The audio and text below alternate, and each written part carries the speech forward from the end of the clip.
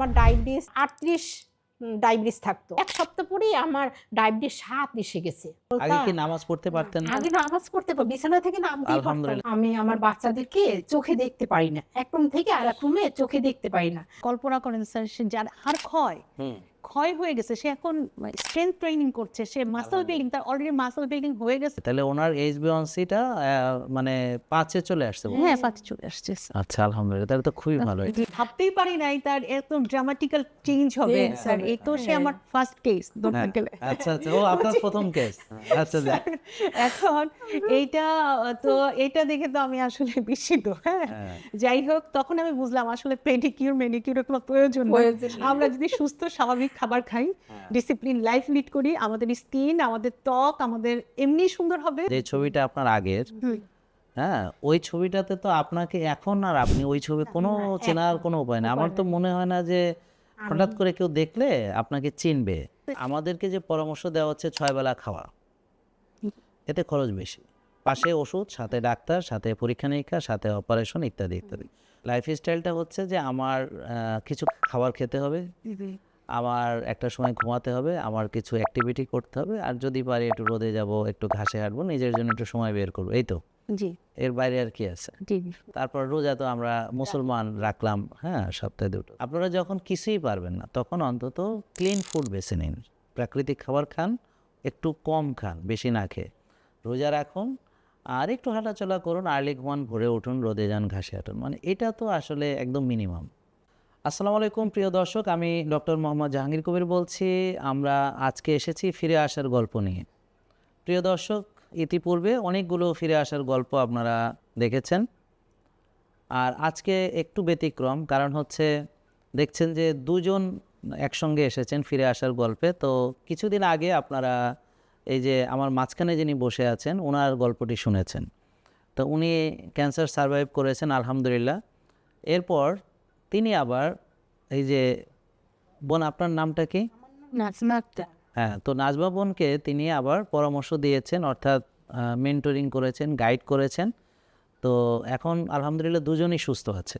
তো এখন ওনার সুস্থতার পেছনে উনি যেমন আমার ভিডিও দেখেছেন, কিন্তু গাইডটা করেছেন এই যে, আপনার নামটা আবার যদি একটু বলতেন। আরিফা আক্তার নিপা। হ্যাঁ, আরিফা আক্তার নিপা, উনি গাইড করেছেন। তো প্রিয় দর্শক, চলুন আমরা শুরু থেকে আমরা জানার চেষ্টা করি। তো বোন, আগে আপনার কাছে জানতে চাই যে ওনার সঙ্গে আপনার কিভাবে পরিচয় হলো বা কি, আপনি যদি একটু শুরু করতেন।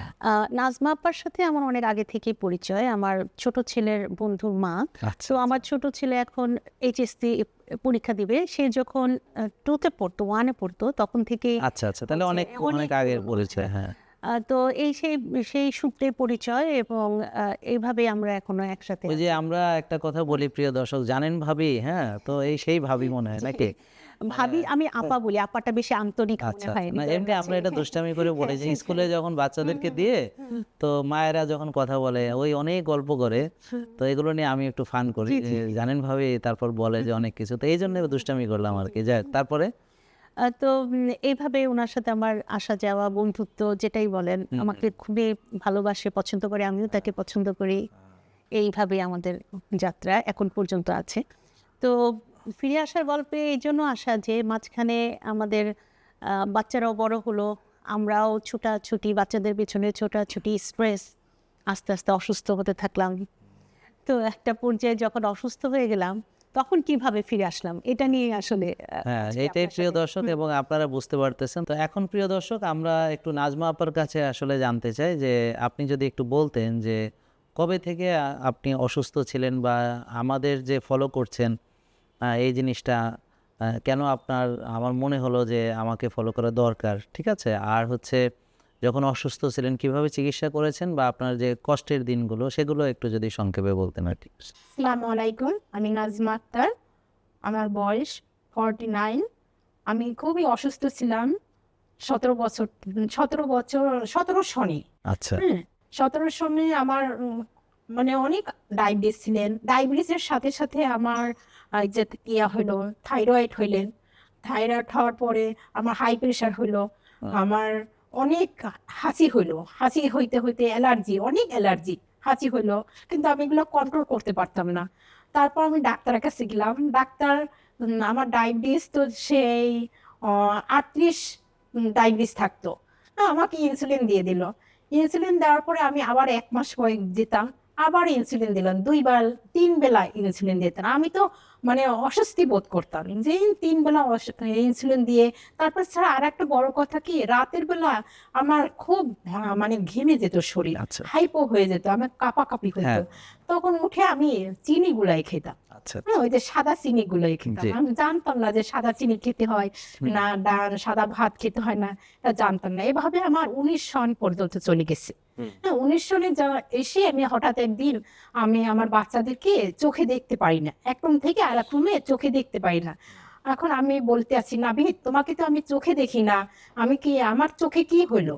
কয়, কি বলো আম্মু? ও উঠে আসলো, উঠে এসে আমাকে ধরলো, আমার তোমার কি হয়েছে? আমি তো চোখে দেখি না। আমাকে বলে যে চলো আমরা না চোখে ডাক্তারের কাছে যাই। তারপর সত্যি 2 দিন পরে আমাকে ডাক্তারের কাছে নিয়ে গেলেন, ওখানে চোখ দেখে বললেন ছানি হয়েছে, আপনার শীঘ্রই ছানি অপারেশন করতে হবে। হ্যাঁ এখন ওখানে জিজ্ঞাসা করলেন যে আপনি ডায়াবেটিস? আমাকে জি।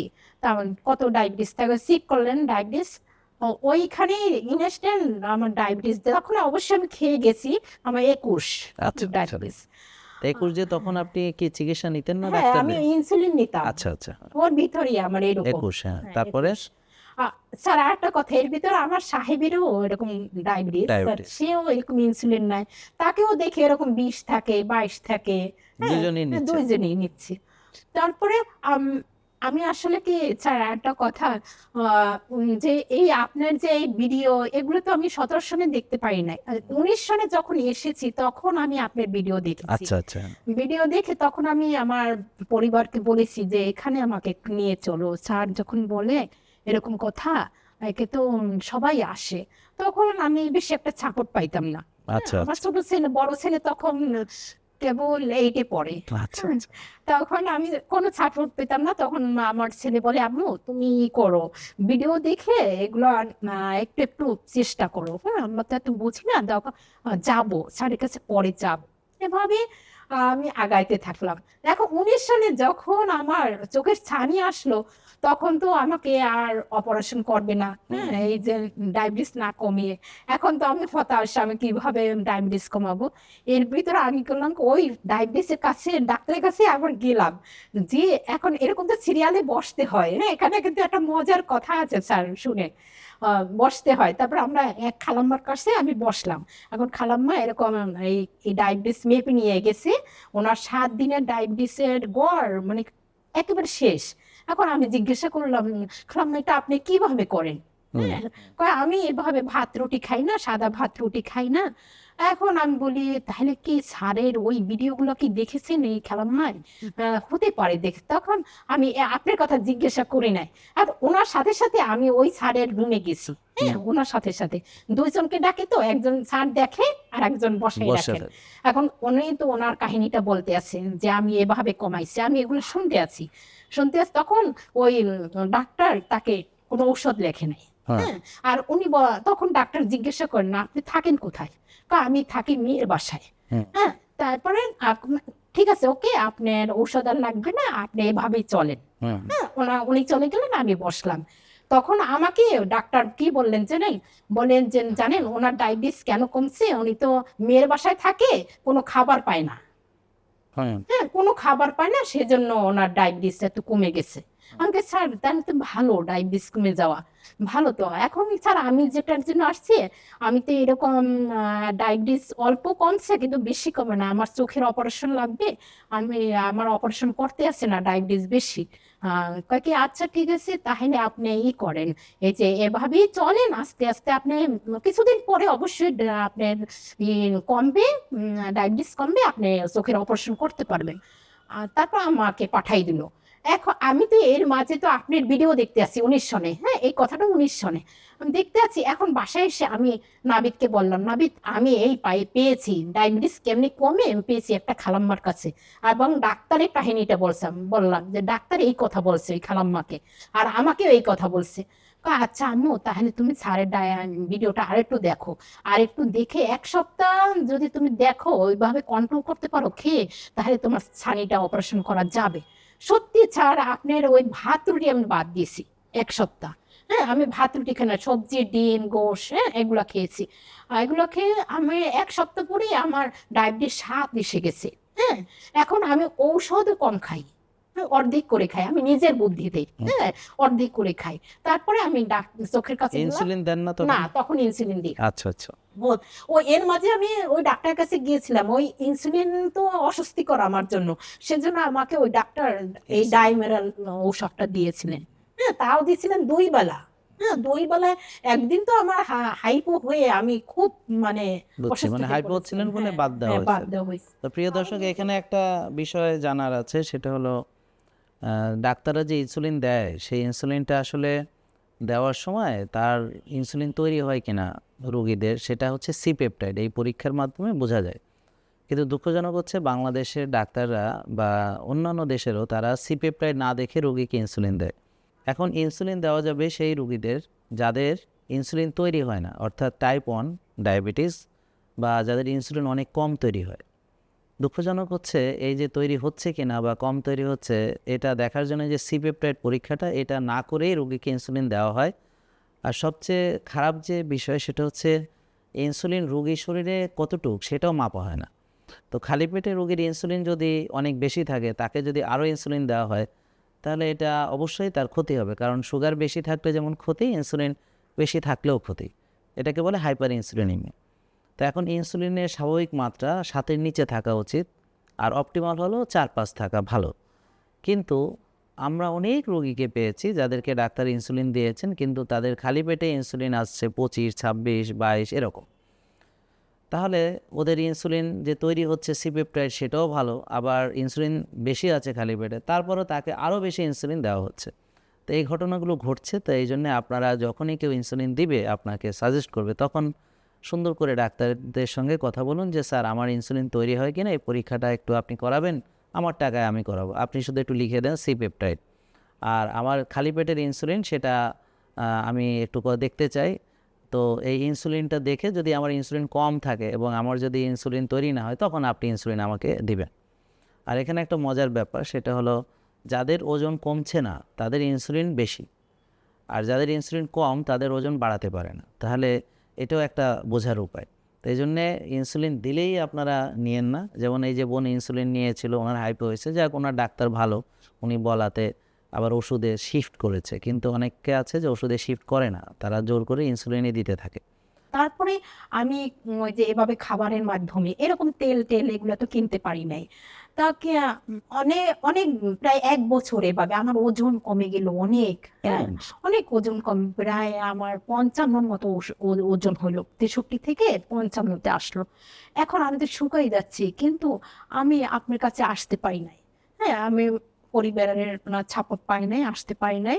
অবশ্য আমি একদিন ফোন দিয়েছিলাম, তারা বলেছেন আমাকে এই সন্ধ্যা 6টায় খেতে হবে, তারপরে 7টায় এসে এখানে যাক, ব্লাড আপনি দিতে তো হবে। আসেননি, হ্যাঁ, এখন আসিনি। কথা হচ্ছে এটা। তারপরে আমি আর আসি নাই।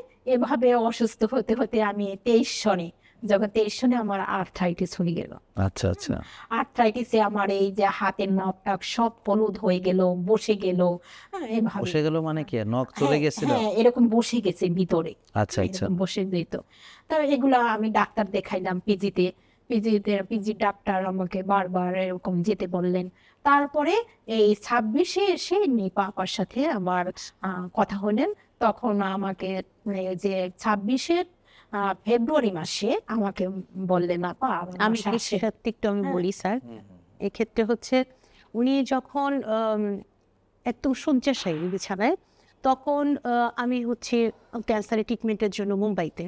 তো আমি যখন ক্যান্সার ট্রিটমেন্ট শেষ করে আসলাম, তখন উনি আমাকে দেখতে আসলেন। মানে কে উনি দেখতে আসছে উনি আমাকে আপনাকে? দেখতে আসলেন। ক্যান্সার রোগী দেখতে জি। আসছে, তারপর? দেখে এখন উনি এসে দেখে উনি ভেবাচেকা খেয়ে গেছে যে আমি কাকে আমি দেখতে আসছি, পেশেন্টকে, আমি নিজেই তো অসুস্থ। আমার কি অসুস্থ, আমার হাত এরকম রাখতে পারতাম না, এইরকম করতে হইতো সবসময়, এগুলা সম্পূর্ণ যন্ত্রণা করতো হাত। আচ্ছা, তার মানে আপনি রোগী। রোগী, আপনি হ্যাঁ, নিজেই রোগী, হ্যাঁ, তা আপা আরেক রোগী রোগী না। দেখতে গেছেন, তো যে রোগী দেখেন না। কি উনি রোগী না নাকি? না, উনি তো হাসি খুশি আমাদের আপ্যায়ন করলো। হ্যাঁ, এইভাবে। আচ্ছা, মানে আমার husband- আপনি কি ভাবছিলেন যে একটা ক্যান্সার রোগী দেখতে না, যাচ্ছে? আমি তা ভাবি নাই। আমি ভাবছি আপা অবশ্যই সুস্থ হয়েছেন। আলহামদুলিল্লাহ। হ্যাঁ, তারপরে বোন, হ্যাঁ, তো আপনি যে ক্যান্সার তো অনেকে যখন চিকিৎসা করে আসে তাদের তো অবস্থা খুব খারাপ হয়, তো আপনার তো সেটা হলো না, কারণটা কি? কারণ হচ্ছে স্যার, হ্যাঁ আমি যখন শুনেছিলাম আমার ক্যান্সার তখন তো একটা ধাক্কা লেগেছিল স্যার, তো খুব ট্রমাটাইজড হয়ে গিয়েছিলাম। তো আমি যখন দীর্ঘদিন মুম্বাইতে ছিলাম 45 দিন, পরে তো আমার ট্রিটমেন্ট শুরু হলো। তো ওই সময়টা আমি হোটেল রুমে তো খুব ফ্রি ছিলাম, আমার তো কোনো কাজ নাই। তো আমি আপনার ভিডিওগুলো খুব মনোযোগ, তখন আমার তো আসলে তখন ওই মানসিক অবস্থা ছিল না যে একটা আনন্দদায়ক কিছু দেখা বা সেরকম আনন্দ নেওয়ার মতো আমার মানসিক পরিস্থিতি তখন ছিল না। তখন আমি এমন একটা জিনিস দেখতে চাচ্ছিলাম যে আমি খুব মোটিভেটেড হব, ইন্সপায়ার্ড হব, আচ্ছা নতুন জীবনে ফিরে আসার। তো আপনার ভিডিও তখনই আমার প্রথম খুব গভীর মনোযোগের সাথে আমি প্রত্যেকটা ভিডিও দেখছিলাম এবং আসলে ফিরে আসা যায়। একবার যখন হয়ে গিয়েছে তো এটা নিয়ে আর চিন্তা কি, আমি কিভাবে আমার এই ট্রিটমেন্ট প্রোটোকল শেষ হলে আমি ফিরে আসব, এবং তখন আমি একদম নিয়ত করে ফেললাম এবং আমি ধরেন একটা শপথ নিলাম যে আমি যখন যদি সার্ভাইভ করি, আমি ক্যান্সার থেকে যদি আমি ব্যাক করি, মহান আল্লাহ সুবহানাহু ওয়া তাআলা যদি আমাকে নতুন জীবন দেন, আমি তো একদম লাইফস্টাইল চেঞ্জ করে ফেলবো। আমার যত ভুল ভ্রান্তি ছিল ওটা তো করবই, সেই সাথে আল্লাহ যদি আমাকে শক্তি দেন, মানসিক শক্তি দেন, আমি এমন একটা কাজ করতে চাইলাম সেবামূলক, যে যারা অনেক অসুস্থ মানুষ তাদেরকে এর মধ্যে এটাও আপনার কাছ থেকে মোটিভেটেড হয়েছে। আপনার অনেক ভিডিওতে আপনি মাঝে মাঝে বলতেন যে আপনারা ইঞ্জিন হন। ইঞ্জিন। যে আপনি তো অলরেডি একটা বগি নিয়ে আসছেন। আরো বগি আছে স্যার, আরো বগি 20-25টা। আলহামদুলিল্লাহ, তাহলে তো বড় ইঞ্জিন, জি জি, শক্তিশালী ইঞ্জিন। না আমি অবশ্য আবার ইঞ্জিন তৈরিও করে ফেলছেন আলহামদুলিল্লাহ, হ্যাঁ এখন তো দুটো ইঞ্জিন, ডাবল ইঞ্জিনে জি। চলছে মাশাআল্লাহ। না আপনি এটাও তো বলছিলেন যে খালি নিজে ইঞ্জিন হলে হবে না, ইঞ্জিন তৈরি করতে হবে। ইঞ্জিন বগি তো আসলে তেমন কোনো কাজে নাও নিতে পারে। আচ্ছা, দেশের তারপরে জন্য। উনি তো আপনাকে দেখতে আসলেন, তারপরে দেখলেন যে এখন আপনি দেখলেন যে উনার অবস্থা খারাপ আমি নাকি? তো দেখে খুব খারাপ লাগলো। তো আমি চিন্তা করলাম যে কি করা যায়, একটা কিছু করতে হবে, নাজমা আপাকে দিয়ে শুরু করতে হবে। তো আমি নাজমা আপাকে পরে চিন্তা ভাবনা করে ফোন দিলাম যে আপা একটু আসবেন, আমি একটু চেষ্টা করি, আপনার সব প্রেসক্রিপশন একটু আসেন, আমি দেখি কি অবস্থা আপনার। হ্যাঁ, কারণ আমি ওই ভরসা ছিল যে আমি তো ওই 45 দিন আমি এত গভীর মনোযোগ দিয়ে আপনার ভিডিওগুলা এবং আপনার সেমিনারটা আমি দেখেছি, আমি কিছুটা হলেও আলহামদুলিল্লাহ আল্লাহ আমার দিয়েছে, হয়তো আমি কিছুটা নিতে পেরেছি জ্ঞানটা মাথার ভিতরে, আমি হয়তো পারবো, আমার ওই আত্মবিশ্বাসটা ছিল। হ্যাঁ, তো উনি আসলেন, আসার পর আমরা একটু শুরু করি, আপনাকে একটা ব্যায়াম দিয়ে শুরু করি আমি। হ্যাঁ, ওনার সিভিয়ার আর্থারাইটিস, হাড় ক্ষয়, ওনার রিপোর্টগুলো দেখলাম হাড় ক্ষয় হয়ে গেছে। আচ্ছা বোন, আপনি যে উনি যে বললো যে রিপোর্ট নিয়ে ওনার কাছে আসতে, তা আপনার মনে হলো না যে কি ডাক্তার নাকি, যে আমি? না, আমার এটা মনে হয় না, আমি খুব সাহস পাইছি। আচ্ছা হ্যাঁ, আচ্ছা যে আমি বুঝতে পারছি যে স্যার, আপা কিন্তু আমাকে বলে নাই যে আপনাকে স্যার ফলো করে, আপনাকে ফলো করে। আমি বুঝতে পারছি আবার কথায় যে আপনাকে দেখে স্যার। হ্যাঁ, কিন্তু আচ্ছা। আমি এই ভরসায় যে স্যার যখন আছে, স্যারের ভিডিও যখন আছে, তাহলে আপা যদি সেইটাই হয় তাহলে আমাকে সুস্থ করতে পারবে। আচ্ছা যাক, তো তারপরে উনি আসার পরে? তো ওনার আসার পরে দেখলাম যে ওনার খুব খারাপ অবস্থা, হ্যাঁ। আর সবচেয়ে বড় কথা এত ওভারওয়েট, 25 কেজি, ওনার আদর্শ ওজনের চেয়ে আমার আচ্ছা, আচ্ছা। পেট কিন্তু অনেক বড় ছিল, অনেক বড়, কত কেজি ছিল? উনি 63 ওনার তো হাইট 4 ফিট 9 ইঞ্চি, ওনার তো আদর্শ ওজন 43-43 থাকা উচিত, কিন্তু ওনার তখন ছিল প্রায় 65 এরকম ছিল। আচ্ছা উনি 25 কেজি ওভারওয়েট অলরেডি ছিলেন, এবং সবচেয়ে বড় কথা ওনার যেটা কোর বেলি ফ্যাট প্রচুর ছিল, বেলিটা একদম, আমার কাছে কেন যেন ওনার ফ্যাটি লিভারও ছিল হয়তো, কারণ অবশ্যই ছিল। হ্যাঁ, ওটাই তো এটা থেকে। তো ওনার এইটা তো আমি আমাকে দেখে মনে হতো ক্রিটিক্যাল কেস হবে হয়তো, কারণ তারপরে আমি ভরসা হারাই নেই, যেটা দিয়ে শুরু করি। তো আমি উনাকে আসতে বললাম, আলহামদুলিল্লাহ উনি এত ওবিডিয়েন্ট, এত মেনেছে, এত মূল্যায়ন করেছে স্যার, তো আনবিলিভেবল। তো শুরুটা কিভাবে করছেন? ও তো প্রতিদিন আমি আসতে বলতাম, উনি আসতো, আচ্ছা আমি বলতাম আপনি খালি পেটে চলে আসবেন। হ্যাঁ, খালি পেটে চলে আসবেন, আমি আপনাকে কিছু ব্যায়াম দেখাবো, যোগা দেখাবো, কারণ আপনি তখন আমি ভিডিও করলে আপনি বুঝতে পারবেন না, কারণ আপনার কোনটা করা যাবে না, আপনার আচ্ছা বোন, এই যে একটা প্রশ্ন করার ছিল, সেটা হচ্ছে এই যে আপনি যে ওনাকে সময় দিচ্ছেন, ব্যায়াম করাচ্ছেন, হ্যাঁ, তো এটা একদম নিঃস্বার্থভাবে, আপনি ওনার থেকে কোনো টাকাও নেন? জি না, এটা তো আমার নিয়ত ছিল স্যার। আর আচ্ছা আচ্ছা।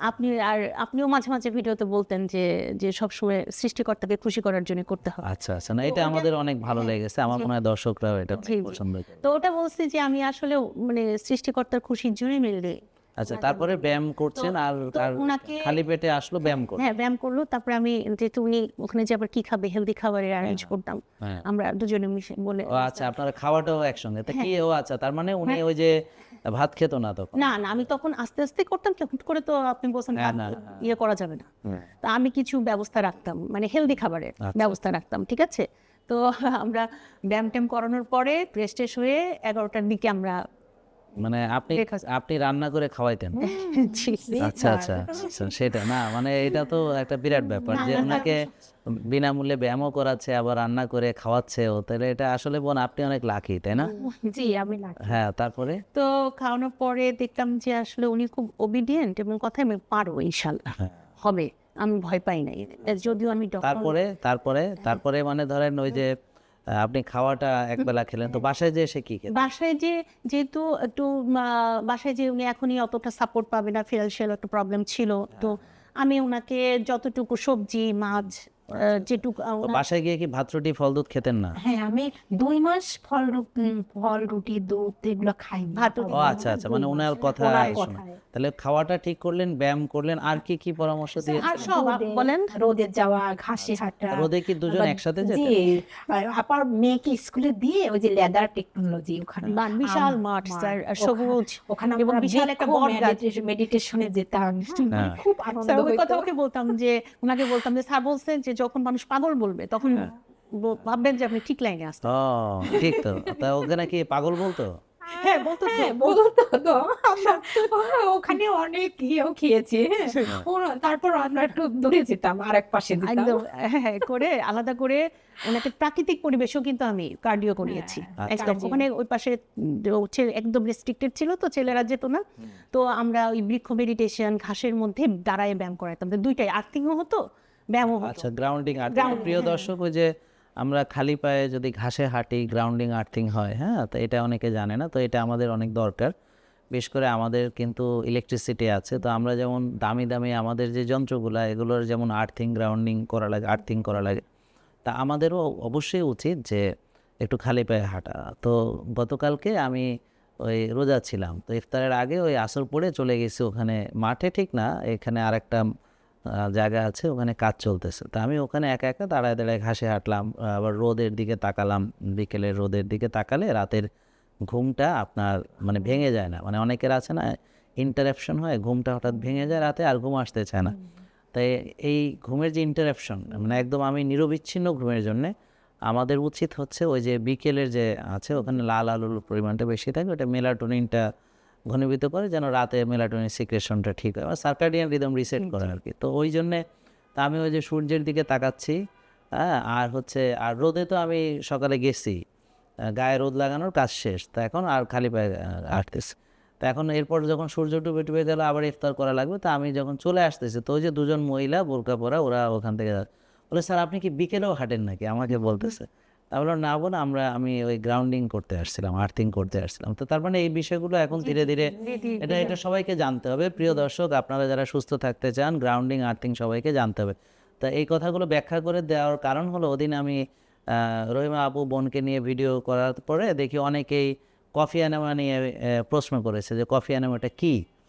তো ওখানে অনেকগুলো কমেন্ট পেলাম, তো আবার অনেকে বানান ভুল করে সেটাকে একটা কেমন করেছে, ওটা তো খুব হাস্যকর হয়েছে। হ্যাঁ, আবার কফি আনান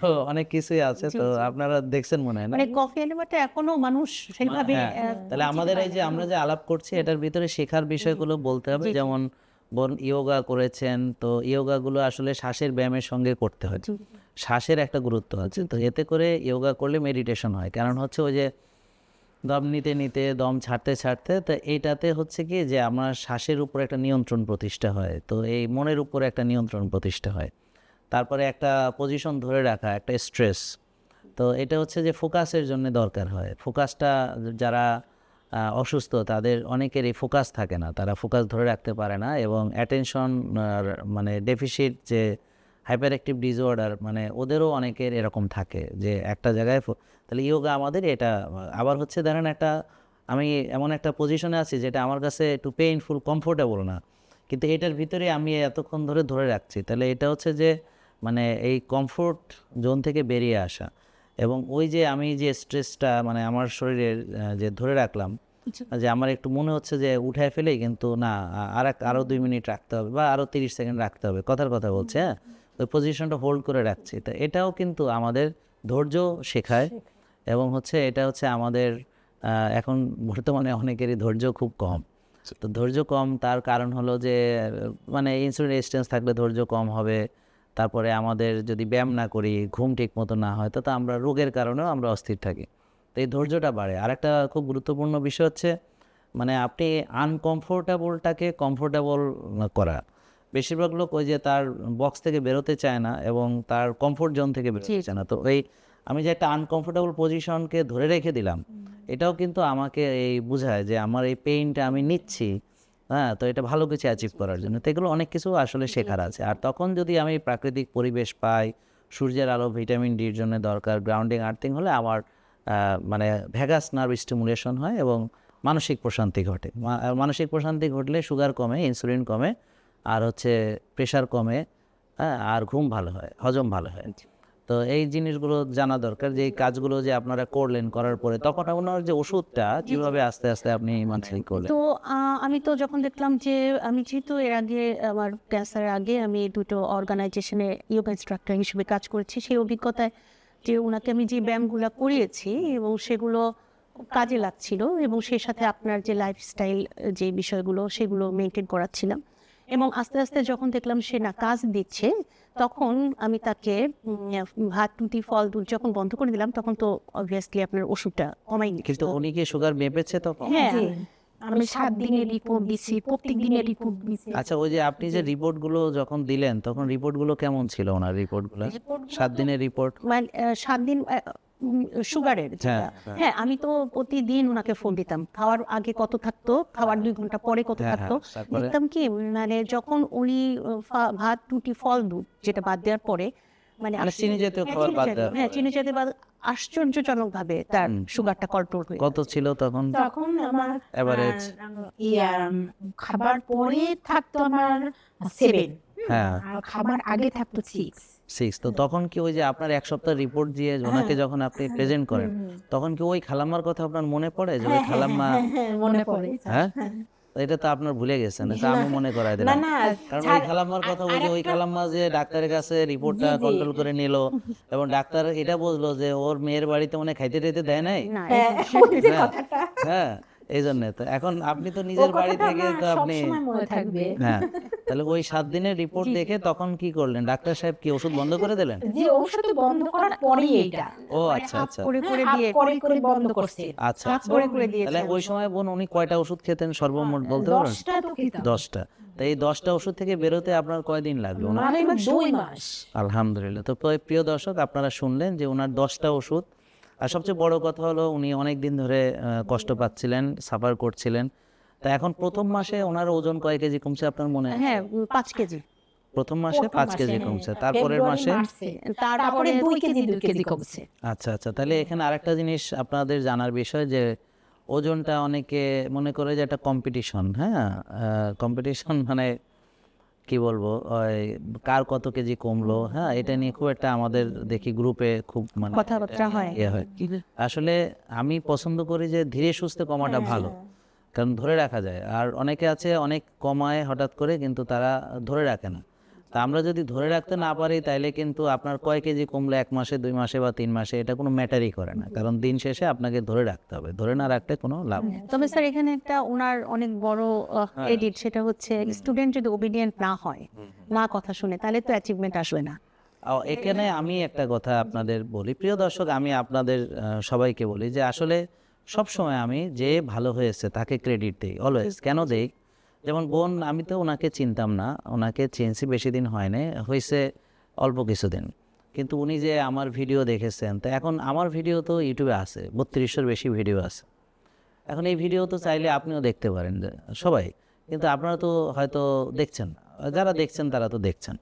তো এখন এই যে ভিডিওগুলো দেখে উনি শিখলেন, তাহলে ক্রেডিট ওনার, যে উনি শিখলেন, শিখে উনি মানলেন, সেটা ওনার ক্রেডিট। আবার মেনে ভালো হলেন নিজে, আবার নিজে ক্যান্সার থেকে ভালো হলেন, আবার আরেকজনকে পরামর্শ দিলেন, তার 10টা ওষুধ ভালো হয়ে গেল, তার নখগুলো আজকে দেখলাম একদম নতুন নতুন নখ, হ্যাঁ, যে নখগুলো ওই যে উনি বললো বসে গেছে, মানে নখ নাই হয়ে গেছিল আর কি। হ্যাঁ, তো সেগুলো ওনার আমাকে তো আর্থ্রাইটিসের সমস্যা নেই।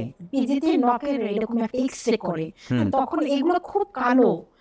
তারা বলে এত কালো কেন, কালো কেন, তারা কোনো রেজাল্ট পাচ্ছে না। মানে এটা ডাক্তার দিয়ে। নিজেই বুঝতেছে না যে কালো কেন। হ্যাঁ, আচ্ছা যাই হোক, আরেকটা বিষয় স্যার, হাতের সাথে সাথে তার পায়ে গোড়ালি পর্যন্ত কালো ছিল, কালো ছিল। কুচকুচো কালো ছিল। চিটকুচে কালো। এবং এটার পরে একটা মানে বেসিক্যালি আস্তে আস্তে সেটা হালকা কালার হতে হতে একদম ফ্রেশ এখন। মানে এটার পর মানে নিয়ম মানার পর। এটা নিয়ম মানার পর। তা আসলে হয়েছে কি, উনি যদি প্রথমে আমাদের কাছে আসতেন তাহলে ওনার ইনসুলিনটা আমরা জানতে পারতাম।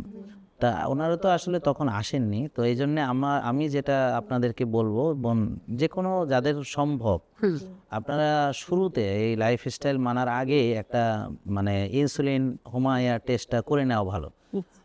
তাতে হবে কি ধরেন আমাদের তো এই যে যারা আপনি ভালো হয়েছে, যেমন আপনি বলতেছেন ভালো হয়েছে, কিন্তু আপনার কিন্তু ওই শুরু যখন করেছেন তখনকার কোনো রিপোর্ট নাই যে আপনার ভিটামিন ডি কত ছিল তখন, তারপরে আপনার হোমা আইআর কত ছিল, ইনসুলিন কত ছিল, সিআরপি কত ছিল, আমি জানি না। ভালো হওয়ার পরে এসে আপনি হয়তো এটা করাইছেন, করায় তো হ্যাঁ অবশ্যই রিপোর্ট ভালো, আমরা খুশি, কিন্তু এটাকে যে কম্পেয়ার করব সেরকম কিছু নাই। মানে আমার কথা ছবি ছাড়া কিছু নাই, ওনার ছবি ছাড়া কিছু নেই। সেটাই আর কি। এখন যদি আমি সায়েন্টিফিক্যাল কমিউনিটিকে ধরেন, আমি ডাক্তারদেরকে যদি আমি এখন জিনিসগুলো প্রেজেন্ট করতে চাই, তখন আপনার আগের যে ডেটাগুলো দিয়ে তারপর সেটার সঙ্গে এখনকার ডেটাটাকে আমি কি করব, যে প্রেজেন্ট করতে পারবো যে ওনার ওমায়ের এত ছিল, এত হয়েছে। তবে হ্যাঁ, তার মানে যে একদম কিছুই পারা যাবে না তা না। যেমন আপনার আগের যে HbA1c বেশি ছিল, আপনার যে ইনসুলিন নিতেন সেই প্রেসক্রিপশনগুলো আছে কিনা, জি, জি। ওগুলো সংগ্রহ করে রেখে দিবেন। যে আপনি ডাক্তার ইনসুলিন দিয়েছিল, তো ইনসুলিন দেওয়ার পরে ওই যে চোখের ডাক্তারের কাছে গিয়ে যে 22 পেয়েছিলেন, শুরুতে ধরা কত পড়েছিল, উনি প্রেসক্রিপশন কি দিয়েছিলেন, এগুলো তো ডকুমেন্ট। জি। তো ওই ডকুমেন্টগুলো আছে, আপনার HbA1c করানো আছে খালি পেটে, সেই ডকুমেন্টসগুলো, আর কত ওষুধ দিয়েছে আপনাকে, 10টা ওষুধ, তো সব ওই ডকুমেন্টসগুলো কিন্তু আমাদেরকে দিতে হবে। স্যার কোলেস্টেরলের অবস্থা ভয়াবহ ছিল, ভয়াবহ। মানে আপনার যে এইচডিএল ওটা 30, এলডিএল মানে 150-র উপরে, এই ট্রাইগ্লিসারাইড 293। আচ্ছা আচ্ছা। এত ভয়াবহ, রেশিও তো অনেক বেশি। তো বোন তো দেখে মানে আপনার সব রিপোর্ট তার মুখস্থ, আর এবং মাশাল্লাহ, তো প্রিয় দর্শক, ওনাকে তো ডাক্তার হিসেবে চালায় দেওয়া যাবে, এটা দেখতেছি। যাই হোক, এখন যদিও মজার ব্যাপার কি জানেন, এটা নিয়ে আমি আর একটা এপিসোড আলাদা করতে হবে। সেটা হচ্ছে কোলেস্ট্রল আসলে মাপা যায় না, কোলেস্ট্রল মাপা যায় না, বুঝছেন? আমরা কিন্তু কোলেস্ট্রল মাপতে পারি না। তা এটা আমি সংক্ষেপে বলি, সেটা হচ্ছে কোলেস্ট্রল আসলে রক্তের সঙ্গে মিশতে পারে না, পানি আর তেলে মেশে না কোনোদিন, বুঝছেন? তো কোলেস্ট্রলটা তো হচ্ছে চর্বি জাতীয়, তাই না? যত যাই বলেন, কোলেস্ট্রলের একটা যদি আলাদা স্ট্রাকচার, ফ্যাট কোলেস্ট্রল আলাদা স্ট্রাকচার আছে, তো কোলেস্টেরল, হ্যাঁ, তো এই জিনিসটা আসলে পানির সঙ্গে মেশে না। তা এখন আমি যে রক্ত টেস্ট করছি, তো রক্ত টেস্ট করে তো আমি কোলেস্ট্রল পাবো না, কারণ কোলেস্ট্রল নাই। তো কোলেস্ট্রল কোথায় থাকে জানেন? এটা হচ্ছে লাইপোপ্রোটিন যেটা আছে, যেমন এলডিএল লো ডেনসিটি লিপোপ্রোটিন, তারপর হচ্ছে এইচডিএল হাই ডেনসিটি লিপোপ্রোটিন। তো আমরা এইচডিএল মাপতে পারি, এলডিএল মাপতে পারি, ঠিক আছে? আর ট্রাইগ্লিসারাইড যে মাপছে আসলে টিজি না, ভিএলডিএলকে টিজি বলছে। তো এখন কোলেস্ট্রল যেটা, এটা থাকে ওই লিপোপ্রোটিনের ভিতরে। জি। হ্যাঁ, তো যে লিপোপ্রোটিনটা ধরেন লিভারে নিয়ে আসে, এটাকে এইচডিএল বলি, যেটা লিভার থেকে যায় ওটাকে এলডিএল বলে, এরকম আর কি। তো আর সবচেয়ে বড় যেটা, ওটা আবার এলডিএল লিপোপ্রোটিনকে বলে কাইলোমাইক্রন। হ্যাঁ, এটা খুব মজার ব্যাপার। তো এক একটাকে এক এক নাম দিচ্ছে, তো মানে এটা একটা কনফিউজিং, মানুষকে একেবারে মানে বোকা বানানোর অনেক রকম পদ্ধতি আছে ডাক্তারদের কাছে, বা যারা এই থিওরি আবিষ্কার করছে যে একটা রোগীকে রোগ পোষার যত বুদ্ধি শুদ্ধি আছে এরকম। তো এখন আসলে কোলেস্ট্রল তো মাপাই যায় না, সত্যি কথা হলো এটা, বুঝতে পারছেন? তো যাক, তো এখন আমাদের দেখতে হবে যে অক্সিডাইজড কোলেস্ট্রল হচ্ছে রিয়েল কালপ্রিট। তো এটা নিয়ে আমার বিস্তারিত আলোচনা আছে বা আসবে আরও। তো অক্সিডাইজড কোলেস্ট্রল হচ্ছে রিয়েল কালপ্রিট। এই অক্সিডাইজড কোলেস্ট্রলের মাত্রা বোঝার জন্য আমাদের দেখতে হবে ট্রাইগ্লিসারাইড এবং এইচডিএল এর রেশিও। তো বোনের ট্রাইগ্লিসারাইড যেহেতু 290 ছিল, তো আমি 300 ধরি, আর এইচডিএল ছিল 30, তাহলে প্রায় ওনার রেশিও 10 ছিল। জি। প্রায় 10। জি। তাহলে এই রেশিওটা থাকতে হবে হচ্ছে 2 এর নিচে। হ্যাঁ, বা 1.5 এরকম। এবং আশ্চর্য হচ্ছে স্যার আপনার এখানে যখন মাপা হয়েছে ওইটা তো ছিল আগে রিপোর্ট কিন্তু আছে তা 1.5 যখন আমি এবং SB1C হচ্ছে তার 10 এর উপরে ছিল 11 এখন তার 5 এ চলে আসছে আপনার এখানে যখন আমরা তা আপনারা কাইন্ডলি ওই যে এই যে উনি যে কথাগুলো বলছে ওই যে আপনার HB1C যে 10 ছিল ওই কাগজগুলো একটু আমাদেরকে দিবেন, তাহলে ওনার HB1C-টা মানে 5 এ চলে আসছে। হ্যাঁ 5 চলে আসছে আচ্ছা, আলহামদুলিল্লাহ, তাহলে তো খুবই ভালো। জি মানে সেটা আমাদের কাছে যখন আসলেন তখন ইনসুলিন কত ধরা পড়লো? ইনসুলিন হচ্ছে 3 ছিল 3 4 4 ছিল। তো বোন ওই যে আমরা পায়ের কালো থেকে এত দূর চলে আসছি, তো ইনসুলিন বেশি থাকলে এরকম কালো হয়ে যায়, হ্যাঁ আপু বলছে যে আপনার পেডিকিউর ঘাড় করতে কালো, হবে পেডিকিউর। পাটা আসলে পেডিকিউর দিয়ে এটা হবে না। হবে না। তো এখন কথা হচ্ছে ইনসুলিন কমলে এটা এমনি পেডিকিউর হয়ে যাবে। এখন আমি তো আর এত ভেবে মানে আমি তো ভাবতেই পারি নাই তার এত ড্রামাটিক্যাল চেঞ্জ হবে স্যার। এই তো সে আমার ফার্স্ট কেস ধরতে গেলে। আচ্ছা আচ্ছা, ও আপনার প্রথম কেস। আচ্ছা যাক। এখন এইটা দেখে তো আমি আসলে বিস্মিত। হ্যাঁ যাই হোক তখন আমি বুঝলাম আসলে পেডিকিউর ম্যানিকিউর কোনো প্রয়োজন নেই। আমরা যদি সুস্থ স্বাভাবিক খাবার খাই, ডিসিপ্লিন লাইফ লিড করি, আমাদের স্কিন আমাদের ত্বক আমাদের এমনি সুন্দর হবে। ওই ফেসিয়াল বলেন পেডিকিউর তো বোন আপনার যে ছবিটা আমরা দেখলাম, যে ছবিটা আপনার আগের, হ্যাঁ ওই ছবিটাতে তো আপনাকে এখন আর আপনি ওই ছবি কোনো চেনার কোনো উপায় নেই। আমার তো মনে হয় না যে হঠাৎ করে কেউ দেখলে আপনাকে চিনবে। স্যার পুরো এরকম হয়েছে যে আপনাকে? হ্যাঁ আমার মা তো এখন বলে ভিডিওতে দেখে বলে হ্যাঁ। তুমি এত চেঞ্জ হয়ে গেছো বলে চেঞ্জ হয়েছে মানে কি, মানে মা তুমি আমি তো সেই বলি তুমি আর আগের হ্যাঁ, মতো নেই আমি তো নাকি? বলি আম্মু আমি তো এখন এভাবে খাবার খাই, এভাবে Change আমি হয়েছে মানে ব্যায়াম কি, করি। ভালো না হ্যাঁ, খারাপ? তখন আম্মু বলে হ্যাঁ তুমি যে কষ্ট করো এটা তো ভালোর জন্য। আচ্ছা যাক। এটা এটা খুবই ভালো, কিন্তু আমার তো বয়স হয়ে গেছে, আমি তো এত কষ্ট করতে পারবো না। আচ্ছা আচ্ছা, হ্যাঁ। তো এটা ওনার জন্য কষ্ট সব না করেও মায়েদের জন্য আমার পরামর্শ আছে। একজন মা, উনি আপনার মা আর কি, উনি যদি শুধু খাবারটা ঠিক করেন এবং যদি রোজা রাখেন, ওনারা তো রাখেনি, জি এটা যেটা হ্যাঁ ব্যাস। আসলে মায়েদের জন্য অত কিছু কষ্ট হ্যাঁ না করেও ধরেন সে যদি খাবারটা আমাদের নিয়মের ভিতরে খায়, আর যদি রোজা তো তারা রাখে, নামাজও পড়ে, ভোরে ওঠেও, এবং ঘুম যদি আর্লি ঘুমাতে যায়, মানে যেগুলোতে কষ্ট করা লাগবে না, হ্যাঁ ওনারা শুধু কষ্ট বলতে ব্যায়ামকে বুঝে, আর কিছু না। হ্যাঁ তো নর্মাল একটু হাঁটাহাঁটি করলো, বুঝতে পারছেন, তাতেও সে অনেক ভালো থাকবে। গায়ে রোদ লাগাতে কষ্ট নেই। তারপর যেই ব্যায়ামগুলো শ্বাসের করতে পারে, বল যে আপনার বলা উচিত ছিল মা আমি তো কোনো কষ্টই করি না, কারণ কোথায় কষ্ট মা বলো, আমি তো খাচ্ছি, অনেক ভালো ভালো খাবার খাচ্ছি, তারপর হচ্ছে আমি ঘুমাচ্ছি, উঠছি, নামাজ পড়তেছি, তো কষ্ট তো কিছুই না। আর এই ব্যায়ামটা তো আমার আনন্দ লাগে, তো তুমি এত না করলেও পারবা, তুমি অল্প করো, আর তুমি নর্মাল হাঁটাহাঁটি করো, তাও কিছুটা হবে। তো আসলে তো এখানে বোন আপনি যদি বলেন যে আমি তো পার্সোনালি দেখেন আজকেও আমি প্রায় মানে নামাজ তো এখন 6টায়, তো 6:15-র ভিতরে মাঠে গেছি, তারপর ওখানে 9:45 পর্যন্ত ছিলাম, জি সরি 10:30 পর্যন্ত, তো প্রায় 3 ঘন্টার মতো, এবং টানা খেলে গেছি ব্যাডমিন্টন, হ্যাঁ তো খালি পেটে যেটা আর কি। তো এখন আমার তো এটা কষ্ট লাগেনি, আমার তো আনন্দ লাগছে, অনেক মজা করছে, মানে সারাদিনে ধরেন এখন কিন্তু মজা লাগতেছে। কেন লাগতেছে জানেন? কারণ এই যে আমার দুটো মানুষ এখানে বসা, তারা আমাকে ফলো করেছে আলহামদুলিল্লাহ, করে তাদের জীবন, একজন ক্যান্সার থেকে ভালো হয়ে একেবারে শুধু ভালো হয়েছে না, সে ইঞ্জিন হয়েছে, আবার আর একটা ইঞ্জিন বানায় ফেলছে, হ্যাঁ যে আপনারও 10টা ওষুধ সেগুলো। তা আমার তো এগুলো শুনতে আনন্দ লাগে, আমার তো ফুর্তি লাগে। তা ঠিক এইভাবে যখন আমি ধরেন সেমিনার করি, তো আমার আনন্দ লাগে যে মানুষ শেখে কিছু, হয়তো 2-1 হলেও শিখবে, তাই না? তো এই যে আবার যখন রুগী দেখি, তো রুগীদেরও ওই যে এসে, যেমন বেশিরভাগ সময় তো এখন রুগী যেমন আজকে আসছে, ওরা স্বামী স্ত্রী, তো ওরা অস্ট্রেলিয়া থেকে আসছে, ওর মেয়ের বাড়ি থেকে, মেয়ের বাসায় গেছিল, আবার ওরা ইংল্যান্ডে যাবে, ও এক মেয়ে ব্যারিস্টার ইংল্যান্ডে। তো ওরা আসছে, কিন্তু মানে ওরা ভালো যে হয়েছে, জাস্ট আসছে দেখা করতে, দেশে ভালো আছে, দুজনই অনেক হ্যাপি, অনেক ধন্যবাদ দিলে, অনেক খুশি হলো। তো এই যে দেখেন, আর একটু আগে একজন আসলো, আপনারা থাকতে হলো একটা ডাক্তার, হ্যাঁ তো ডাক্তার বলে যে ও আমার নিয়ম অনেকটাই মানে, কিন্তু ও বুকার মতো ওই খেজুরের সরি ওই যে ডাবের পানির ভিতরে সে আখের রস মিশিয়ে খাইতো। তো এটা সে এই জন্য তার টিজি অনেক বেড়ে গেছে, তারপর হচ্ছে ট্রাইগ্লিসাইড বেড়ে গেছে, তো ও বুঝতেই পারে না যে এটা কত ভয়ঙ্কর হয়েছে, তার সুগার হয়ে গেছে 25। তা এখন যাক, এই যে ওকে আমি হেল্প করলাম, আর ও ডাক্তার হয়ে আমার উপর আস্থা রাখলো, তো দেখা গেল যে আমাদের জীবনটা অনেক আনন্দের, আমরা খেললেও আনন্দ লাগে, আমরা রোদে যাই সেটাও আনন্দ লাগে, জি স্যার। তারপরে আমরা ভালো হলাম, হ্যাঁ আরও মানুষ ভালো হচ্ছে, তো এটা আনন্দ লাগে, নামাজ পড়তে আনন্দ লাগে, রোজা রাখলেও আনন্দ লাগে, একদম হ্যাঁ তো সবই তো আনন্দ। তাহলে এখানে এই যে আর যারা রুগী তাদের সারা জীবনই কষ্ট, সকালে কষ্ট, ঘুম থেকে উঠতে পারে না, উঠলে পরে তার মনে হয় যে ঘুমায়নি। আপনার ওই যে কষ্টের দিনগুলোর কথা একটু বলেন তো। নামাজ পড়তে পারতেন হ্যাঁ, না। আমি বিছানা থেকে পা রাখতে পারতাম না, চেং দিতাম। হ্যাঁ, তাহলে মাকে এই কথাটা একটু যে মা আমি কি এখন কষ্ট করতেছি বলে তোমার মনে হলো? না, আমি তো সেটা যখন বলেছি, কষ্ট হ্যাঁ, এটা আমি কালকে যখন আমি বলেছি পায়ে, আমাকে। হ্যাঁ বলেছেন, কি হ্যাঁ, বলেছেন সেটাই যে শুনি।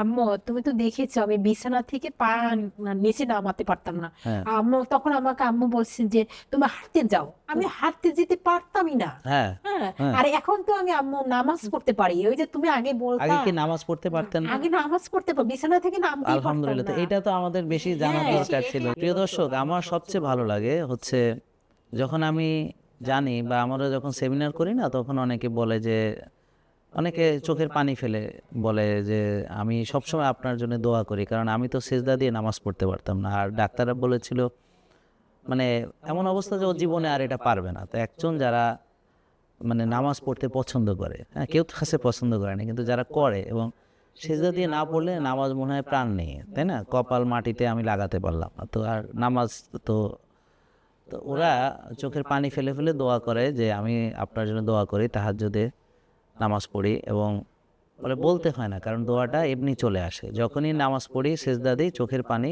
এমনি আসে যে আমি তো এটা পারতাম না, তো এই যে তখন আমার জন্য দোয়া করে। তো এইটা হচ্ছে সবার আগে মানে আমার সবচেয়ে খুশির বিষয় যে আপনি নামাজ পড়তে পারতেন না সেজদা দিয়ে, এখন পড়তে পারতেছেন। এবং আমরা সবসময় যখনই এই কথা শুনি তখনই আমি আবার বলি যে সবাই আমার জন্য দোয়া করবেন, এবং আল্লাহর কাছে যে এক বোন তিনি সেজদা দিয়ে নামাজ পড়তে পারতেন না, এবং আপনিও এটার জন্য ভাগীদার, যে আপনার একটা সোয়াব, যে আমাদের তো জীবনের অনেক গুনাহ আছে, আল্লাহ যেন এই বোনের ওসিলায় আমাদেরকে ক্ষমা করেন। না, নাজমা আপা বলেন তো যে আপনার জন্য আমার জন্য নাকি অনেক দোয়া করেন সে। স্যার, আমি বলতে হয় না, আমি সবসময় তাহাজ্জুদ আদায় করতাম, কিন্তু আর্থ্রাইটিস হওয়ার পরে আমি প্রথম যেদিন তাহাজ্জুদ আদায় করছি, আমার আপার ফ্যামিলির জন্য আমার চোখ এসে গেছে।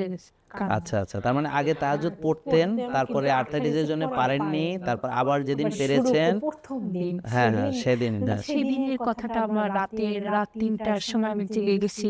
আমি উঠে উজু করে জায়নামাজে বসেছি। আমার প্রথমে আপার চেহারাটা বেশি আসে আমার নামাজে বসে। তারপর আমি ওই থেকে যে বলছি যে আমার কোনোদিন যেন কাউকে অসুস্থতা না দেয়, হ্যাঁ। অসুস্থতা দিলে এই কথাটা মাকে বোঝাতে হবে যে মারে আমি তো যে কষ্টে ছিলাম, আমি তো নামাজ পড়তে পারতাম না, তাই না? আমি তো এই কষ্টে ছিলাম, আর এখন তো আসলে আমি কষ্টেই নাই, আর তুমি বলতেছো এখন আমি কষ্ট করি। হ্যাঁ, মারা তো হ্যাঁ। বলবি যে আমার ব্যায়াম দেখে তো বলবে, হ্যাঁ তোমার অনেক কষ্ট করো আর কি। হ্যাঁ হ্যাঁ বলি আম্মু এটা আরাম আছে। হ্যাঁ, আসলে কিন্তু আরাম আছে। ইয়োগা তো আমার কাছে ব্যায়াম মনে না, হয় না, কারণ আমারও মনে হয়। স্যার আমি বকা দিয়েও তাকে স্টপ, সে এখন 2 বেলা করবে মানে ইয়োগা 2 বেলা করলেও কিন্তু মানে আসলে আমি স্টপ করাতে পারি না, সে আসবেই, তার জ্বর নিয়েও সে করবে মানে ইয়োগা করাতে 2 বেলা 3 বেলা কোনো অসুবিধা। আমি বলি আমি যখন রানিং করতাম 50 কিলো 25 কিলো, যখন আমি রেগুলার রান করতাম, তো ওখানে একজন রানার আর কি, তো অনেক রানারেরই তো ভিডিও দেখতাম যে বিভিন্ন টিপসগুলোর জন্য। একজন রানার উনি বলেছেন যে আমরা যদি মানে ভালো ইনজুরি ফ্রি রান করতে হয় আমাকে 3 বেলা আমাকে স্ট্রেচিং করা দরকার। ওই স্ট্রেচিং মানে ইয়োগা টাইপ, মানে এরপর আমি আরেকটা বিষয় দেখলাম, ওই যে মানে ফাঁসা নিয়ে একজন কাজ করেন, ফাঁসা, জি জি তা এই ফাঁসা, জি তো এই ফাঁসা নিয়ে কাজ করেন একজন, তো ওই যে ফাঁসা, তো ওই ফাঁসা আসলে ওই ফাঁসার ব্যায়াম আসলে ইয়োগাই, কিন্তু জাস্ট উনি ওই যে ধরেন একটা পজিশনকে ধরেন 6টা 10টা শ্বাস পর্যন্ত হোল্ড করে রেখে উনি 10টা শ্বাস নিতেছেন, ওই কথা একটাই, তাই না? ওই আসলে ইয়োগাই। তো এখন ওই যত স্ট্রেচিং আছে, স্ট্রেচিং টাইপ এক্সারসাইজ, নামাজও কিন্তু একটা স্ট্রেচিং টাইপ এক্সারসাইজ, হ্যাঁ।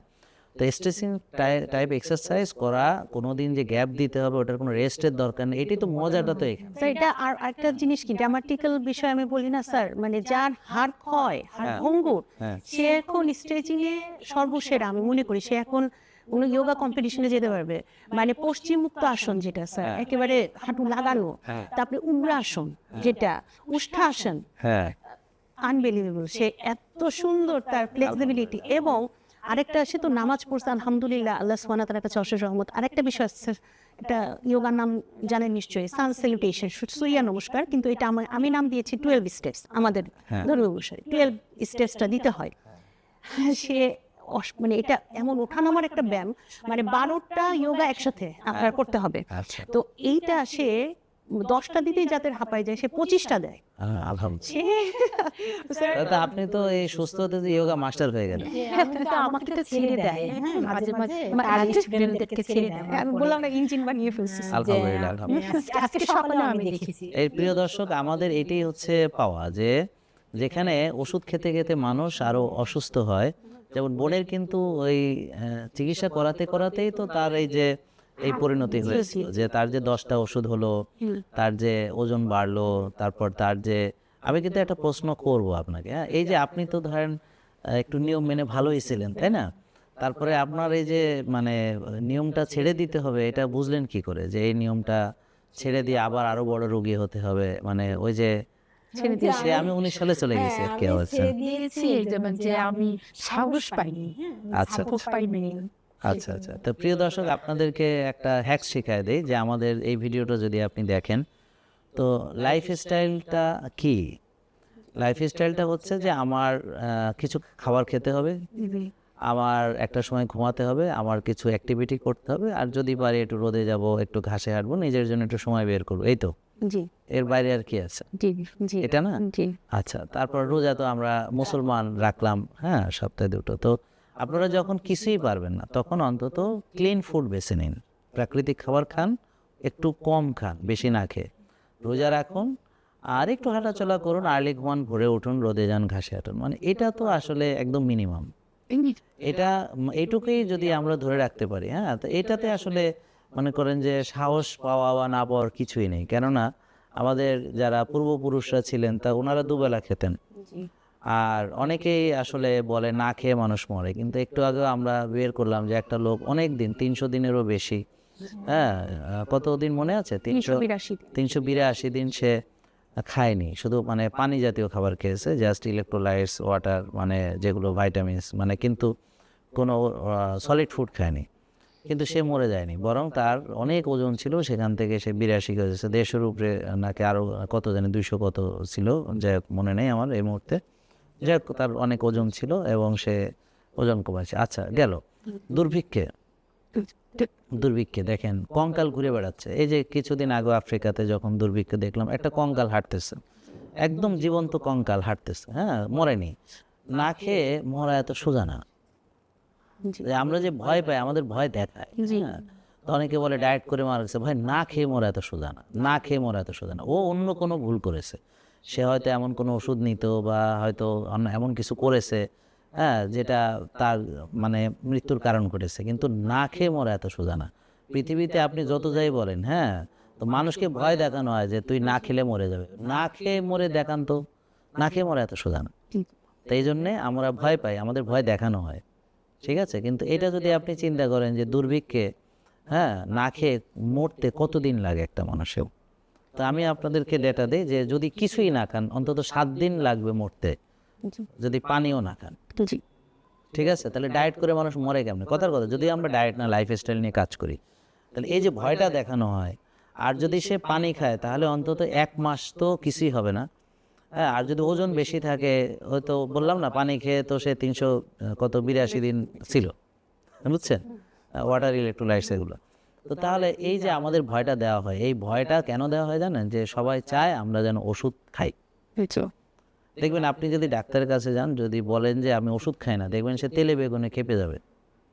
তারপরে দেখা গেল যে আপনার রিপোর্ট ভালো, তারপরেও সে খেপে যাবে। তারপর যখন দেখবে সব রিপোর্ট ভালো, তো কিছু না পেয়ে বলবে কি, এইভাবে চললে তো আপনি এক সময় শেষ হয়ে যাবেন। জি জি স্যার, এটা ওনার জীবনে হয়েছে, হ্যাঁ, মাঝখানে ওনার জীবনে হয়েছে। জি জি স্যার, কি হয়েছে? জি, ওনাকে তো আমি যে সব কিছু করে টোরে বেশ, তখনও আমরা আমাকে স্যারের কাছে যাব, আমরা আপনার আমি তখনও আমরা আসিনি আপনার কাছে, স্যার, যে একটু ভালো হয়ে যাই, আর স্যার যাতে, স্যারকে আমরা একটা সারপ্রাইজ দিব। আচ্ছা, আমি এবার এটাতে অনেক খুশি হই, যারা ধরেন ভালো হয়ে আসে, হ্যাঁ, যে অনেকে কেন বলি যে অনেকে এসে সিরিয়ালের জন্য পিড়াপিড়ি করে যে আপনাকেই দেখাতে হবে।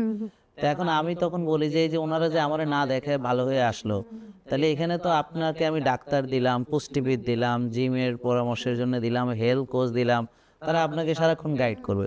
তো এখন আমাকে দেখালে তো আপনি ভালো হবেন, জি আপনি মানলে না ভালো হবেন।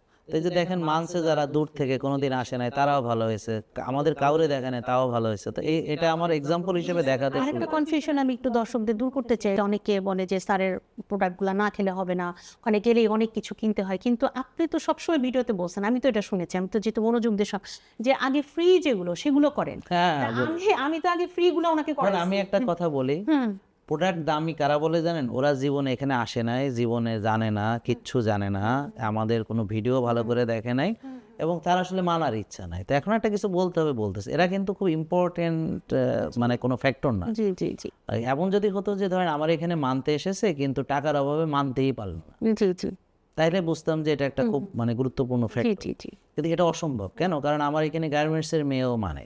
জি তাহলে একটা গার্মেন্টসের মেয়ে মানতে পারলে, তারপর যেমন ধর এই বোন তো কোটিপতি না, আপনি তো না, জানেন। ওনার তখন তো ফিনান্সিয়াল অবস্থা আসলে তেমন হ্যাঁ, তো এখন ভালো ধরেন ছিল। একটা দুটো করে ধরেন আপনি একটা হলুদ নিলেন, একটা তেল নিলেন, তা আপনি ধরেন কিছুদিন পরে দেখা গেল যে আপনার সব প্রোডাক্টই আসলে হয়ে যায়। হ্যাঁ হয়ে গেছে তো, মানে হ্যাঁ। এত নাজমা আপা তো নাম এনেই তো তখন তো ইন্সপায়ার্ড হয়ে গেল, এই যে আমি এত কিছু, তখন যখন তার অনেক কমে গেল, এনার্জি দরকার স্যার, তাকে তো একটু ভালো কিছু ও আচ্ছা, এখানে একটু খুব ইম্পর্টেন্ট, সেটা হলো বোন, এটা সবার জন্য প্রিয় দর্শক, ফ্রিটা করে কিন্তু আপনি ডায়াবেটিস ভালো হবে, প্রেশার কমে, সব কমে, কিন্তু সাথে আপনি দুর্বল হবে। হ্যাঁ জি, হ্যাঁ এটা কিন্তু সবাইকে এটাও বুঝতে হবে, সাথে সে দুর্বল হবে। জি তো এই জন্য সে অবশ্যই কিছু প্রোডাক্ট তো লাগবেই। হ্যাঁ, প্রোডাক্ট লাগবে। জি জি এখন কথা হচ্ছে যে ওই যে উনি যে ডাক্তারকে ভিজিট দিত, হুম ওই যে উনি যে কয়দিন পর পর টেস্ট করাইতো, কয়দিন পর পর ওই যে হাসপাতালে ভর্তি হইতো, কয়দিন পর পর আপনার মনে করেন যে ওই যে ওষুধ তো লাগতোই, ওষুধের একটা খরচ আছে না মাসে, জি, জি। ওই যে টাকাগুলো দিয়ে আপনি একটা প্রোডাক্ট। এটাই তো বেঁচে স্যার, ওনার 6-7 হাজার টাকা মানতে লাগতো, তো হ্যাঁ। 5 মাস ওনার মানার পরে উনি তো একদম হ্যাঁ, ফিট। হ্যাঁ। হ্যাঁ, তো ওনার ওই টাকাগুলো কিন্তু জমে গেছে স্যার, হ্যাঁ, হ্যাঁ। জমে গেছে না, প্রায় 5 মালে 5 7 35,000। 35,000 টাকা তার জমে গেছে। তো এখন হয়েছে কি স্যার, সে তো আমি তখন বুঝছি যে তার তো এখন এনার্জি দরকার, এত Exactly, পেটে, হ্যাঁ। তখন আমি নাজমা পাখি কিছু কিনতে হবে, তখন ওই একটা একটা করে এমসিটি অয়েল, যেহেতু হ্যাঁ। কোকোনাট অয়েলটা ওনার জন্য বেশি দরকার, ডায়াবেটিস পেশেন্ট, মাথার কাজের জন্য, তো এক্সট্রা ভার্জিন অলিভ অয়েল এটা কিনালাম, সরিষার তেল, তারপরে কোকোনাট। সোজা কথা হচ্ছে এভাবে যারা এভাবে করতে আস্তে চায়, আস্তে শোনেন আস্তে আরেকটা আস্তে কথা কমে বোন আপনাকে বলি, সেটা মুসলমান, সেটা হচ্ছে আল্লাহ কারোর প্রতি জুলুম করেন না, কথা সত্য। আর কাউকে এমন বোঝা চাপান না যেটা বহন করার ক্ষমতা তার নেই। তো এখন আমরা যে পদ্ধতিটা, এটা কিন্তু আল্লাহর দেওয়া পদ্ধতি। তৈব খাবার কথা আমি জাহাঙ্গীর কবির বলিনি, আল্লাহ বলছেন কোরআনে। হ্যাঁ স্যার। আমার প্রিয় নবী বলেছেন যে আমরা যেন 1 ভাগ খাই, মানে সর্বোচ্চ সীমা। তো এখন আপনি খেয়াল করেন যে আপনি তৈব খাচ্ছেন, 1 ভাগ খাচ্ছেন এবং রোজা রাখতেছেন, তাহলে খরচ কিন্তু কম। আর আমাদেরকে যে পরামর্শ দেওয়া হচ্ছে 6 বেলা খাওয়া, এতে খরচ বেশি, পাশে ওষুধ, সাথে ডাক্তার, সাথে পরীক্ষা নিরীক্ষা, সাথে অপারেশন ইত্যাদি ইত্যাদি। তো বোন আমরা আসলে ওই যে প্রসঙ্গে যে ওনার ক্ষেত্রে কি ঘটেছিল, ওই যে আপনার নিয়ম টিয়ম হ্যাঁ, তো মানলো, মেনে তারপর হ্যাঁ আচ্ছা, তো মেনে টেনে তো ভালো হলো, তো একটা আর্থারাইটিসের ডক্টরের কাছে তো ওনার একটা অ্যাপয়েন্টমেন্ট থাকে আর কি। আচ্ছা, হ্যাঁ। তো উনি ভাবলো হাজবেন্ডকে নিয়ে একটু যাই, তো হাজবেন্ড আপনাকে নিল না আপনি হাজবেন্ডকে নিলেন? সত্যি কথা বলবো। ওইখানে আমার হাজবেন্ড নিয়ে যায় আমাকে। হ্যাঁ, আপনার ওনার হাজবেন্ড ওনাকে নিয়েছে, নিয়ে নট যে উনি ওনার হাজবেন্ডকে নিয়ে না, গেছে। এখানে কিন্তু তারপর ইনফরমেশন জি, জি। না না মানে আমি কেন স্যার বললাম, শুনেন। কারণ আমার কাছে মনে হয়েছে উনি যায় না, ওনার হাজবেন্ড husband ওনাকে নিয়ে নিয়ে গেছে, হ্যাঁ, গেছে। বোন সত্যি কথা বলেন। যে উনি ওখানে নিয়ে যায়, এখনো বলে স্যার যে তুমি আর্থাইটিসের ওষুধ খাও, আবার ফিরে আসতে পারে। হ্যাঁ, ওই ডাক্তার তো বলেই দিয়েছে 3 মাসের তার মধ্যে মানে উনি ফিরে আসতে এখনো পারে। ওই যে মানে আপনি যে এতদিন ওষুধ না খেয়ে ভালো হ্যাঁ, হয়েছেন, হ্যাঁ, ওনার চোখের সামনে। হ্যাঁ হ্যাঁ, আমি হ্যাঁ। চোখের সামনে ব্যায়াম করি। না না, ওনার হ্যাঁ, চোখের সামনে আপনি ওষুধ ছাড়া ভালো হয়েছে, কিন্তু তারপরে এখনো ওনার ওইটা বিশ্বাস, তাই এখনো না? ওই যে মাঝে এটা মাঝে হচ্ছে তো ব্যথা হয়, হ্যাঁ, মানে এখানে ওখানে টুকটাক তো ব্যথা হয়, তখন বলে আবার আর্থাইটিস ফিরে আসে কিনা দেখো। আর ওষুধ যারা খায় ওদের ফিরে আসে না। মানে আপনি তো ওষুধ খেতে খেতে তো আপনার মানে নখও চলে গেল, হ্যাঁ, তারপর আপনি নামাজ পড়তে পারতেন না। তো তখন আপনি ওনারে একটু বুঝে বলতে পারেন না যে ভাই আমি যখন, ভাই না মানে প্রিয় স্বামী, হ্যাঁ, যে আমি যখন মানে ওষুধ খেতাম তো তখনও তো তুমি আমাকে দেখেছো, হ্যাঁ স্যার, আর আমি আমার যে বড় ওষুধ ছাড়া ভালো বড় হলাম ছেলে সেটাও তো আমার দেখেছো। কাছে থাকে না, ও তো কুয়েটে থাকে, ওকে আমি ফোন করি, বলি বাবা গত 23 সনে যে আমাকে কি দেখতে সবসময় শুনতা যে মা অসুস্থ অসুস্থ, এখন এই যে 26 সন 25 সন তুমি কি শুনো মা অসুস্থ? কয় মা না আমি তো শুনি না, তুমি তো তখনই দেখি তোমাকে খুব মানে প্রফুল্লভাবে তুমি থাকো, তোমার ভিডিওতে দেখি। তা আব্বুকে এখানে পথে আনো। আমি বলি আব্বু শোনো, তোমার আব্বু তো একটু ক্রিটিক্যাল, ওনাকে তো স্যারের কাছে যেতে হবে, হ্যাঁ যেতে তারপরে ওনাকে মানাতে হবে, তোমার আব্বু তো সে পথে যাচ্ছে না। বলে দেখো আব্বুকে বুঝাও। আচ্ছা যাই হোক, তা আপনার ওই যে ওইটা একটু বলেন, ওই যে আপনি যে তারপর নিয়ে গেল ডাক্তারের কি হলো? হ্যাঁ ওখানে তো আমি ওই ডাক্তার আমাকে জিজ্ঞাসা করলেন যে আপনি কতদূর লেখাপড়া করছেন। না ঠিক হ্যাঁ, ওষুধ ঔষধ ছেড়ে দিয়েছি, হ্যাঁ। ছেড়ে দেওয়ার শুনে রিপোর্টটা দেখলেন, বলে আপনার রিপোর্ট তো সবই ভালো, থাইরয়েড কমে গেছে, তারপরে আপনার ওই এসডিএল এলডিএল ওগুলো ঠিক আছে, তারপরে এই যে আর্থ্রাইটিস ইউরিনের যেগুলো টেস্ট দিচ্ছে ওগুলো ঠিক আছে, তারপর ডায়াবেটিস ঠিক আছে। তখন আমাকে বললো আপনি কি লেখাপড়া জানেন, হ্যাঁ আপনার কয়টা বাচ্চা, কোথায় পড়াশোনা করে, এটা জিজ্ঞাসা করলেন। এরকম বেডে শোয়া আছি, দেখে একটু হাতটা দেখলো, দেখে বলে না আমাকে হ্যাঁ স্যার আমি তো এভাবে আছি। আচ্ছা ঠিক আছে আপনি ওকে, আপনি তাহলে কি ওষুধ খেতে হয়? আমি বলি, স্যার এখন ওই যে আমার এই যে পুরুজমা ওষুধটা দিয়েছেন হাসির জন্য ওটা একটু খেতে হয়, হ্যাঁ মাঝে মাঝে আমার ঠান্ডা লাগে। আচ্ছা তা আপনি এটাই খান। আর একটা কথা বলি, আপনি এই যে আর্থ্রাইটিস ঔষধটা ছেড়ে দিয়েছেন, এটা ফিরে আসবে কিন্তু 3 মাস পরেও ফিরে আসতে পারে, হ্যাঁ আবার আপনার ওষুধটা 3 মাস পরে তখন কিন্তু আপনার আরো কষ্ট হবে বেশি, আমি কিন্তু বলে দিলাম, হ্যাঁ। কষ্ট হবে বেশি। এবং আমি এখন কথা ওটা বলি, কতদিন আগের কথা? এটা হলো সেপ্টেম্বর। আচ্ছা এখন 3 মাস হয়েছে? হ্যাঁ কয় মাস হয়েছে? 6 মাস হয়ে জি প্রায় 6 কিছু মাস। হয় নাই স্যার। এবং উনি উনি মানে ওনার ভবিষ্যৎবাণী। নাই আচ্ছা তারপরে ওনার আবার কোথায় পাঠাইলো না, আপনারে? উনার ওষুধও লিখে দিল অনেকগুলো, হ্যাঁ 7টা। তারপরে আমাকে ওই আর্থ্রাইটিস ওষুধ লিখছেন, কয়টা হ্যাঁ, মোট কতগুলো ওষুধ দিয়েছে? আর ওই প্লাজমা ওষুধটা দিয়েছেন, মানে একটা ওষুধ দিয়েছে? একটা 2টা ওষুধ দিয়েছেন, আচ্ছা। আর ওগুলো সব ক্যান্সেল। আচ্ছা যাক, তারপরে? তখন বলে এখন আপনার পুষ্টিবিদের কাছে যেতে হবে। হ্যাঁ যেতে হবে। হ্যাঁ যেতে হবে। তারপর? তারপরে তার ডাকলো, ডেকে আমাকে পুষ্টিবিদের কাছে ডাক্তারের নিয়ে visit কত দিয়েছেন? 1200 টাকা, আর পুষ্টিবিদের? 800 টাকা। আচ্ছা 2000 টাকা। হ্যাঁ, তারপরে? তারপরে পুষ্টিবিদের কাছে তো বললাম এভাবে, উনি আমার খাবারের কথা শুনে তখন আপনার কথা বললেন না, আপনি তো জাহাঙ্গীর কবিরকে ফলো করেন, হ্যাঁ এভাবে। তো আমাকে হ্যাঁ আমি ফলো করি, আমি তো সুস্থ আছি, আমি তো ওষুধ ছেড়ে দিয়েছি সব। আপনি তো আর কদিন পরে পুড়ে যাবেন, আপনার অর্গান শেষ হয়ে যাবে। তা আপনার অর্গান শেষ হয়েছে? না স্যার পড়ে গেছেন? না, তাহলে পুষ্টিবিদের একটু- কথাও খাটলো না? না আমার একটু মাথাও ঘুরে নাই কোনোদিন স্যার। শকুনের তো গরু মরে না। আচ্ছা যাক, তারপরে? তারপরে ওখান থেকে আসলাম, এসে তো আপাকে ফোন দিলাম, আপার রাগ হয়ে আমার সাথে আপনি আর কি কথা জন্য বলে রাগ না। হয়েছিলেন বোন? স্যার এত কষ্ট করে তাকে ফিনাই নিয়ে আসলাম, হ্যাঁ সে আচ্ছা গেল, তা উনি কেন কনফিউজড হবে? ও কি কনফিউজড হয়েছিল? Confused না, আমি কিন্তু উনি হয় confused নাই, মানে হইনি। ওনার হাজবেন্ড কনফিউজড হয়ে তাকে কনফিউজ করার চেষ্টা, মানে হ্যাঁ যদি অর্গান, ও পুষ্টিবিদ তো তার হাজবেন্ডকে কনফিউজ করে ফেলছে যে অর্গান, উনি তো আসলে এত কিছু বুঝে নাই, উনি না বুঝে তো উনি মানে হতাশ হয়ে গেল যে যদি সত্যি তার কোনো অর্গান মানে সে ভালো আছে, ভবিষ্যতে যদি অর্গান নষ্ট হয়ে যায়, এটাই। হতে তো পারে, হ্যাঁ হতে তো পারে।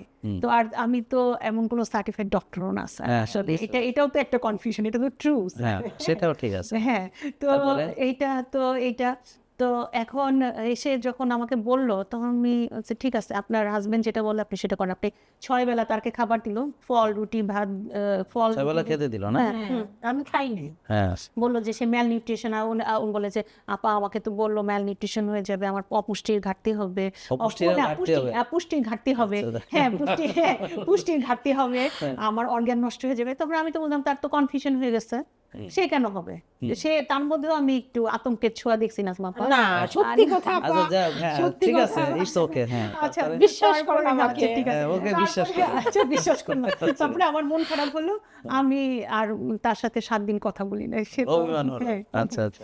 তারপর তো সে স্থির হয়ে গেল, সে তো একদিন আমার সাথে কথা না বলে থাকতে পারে না। হ্যাঁ। তারপরে সে কি করবে, হ্যাঁ।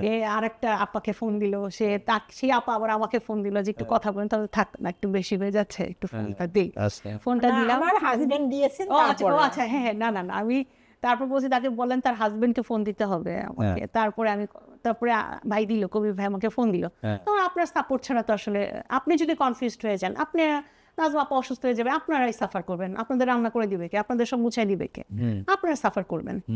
আর আপনাকে তাকে তো ফেলে দিতে পারবেন না, তাকে আপনি ট্রিটমেন্ট করাইতেই হবে। হ্যাঁ, তো না না ঠিক আছে আপা, থাকা ও এরকমই চলুক, সমস্যা নাই। তারপরে তো আবার ফিরে আসলো।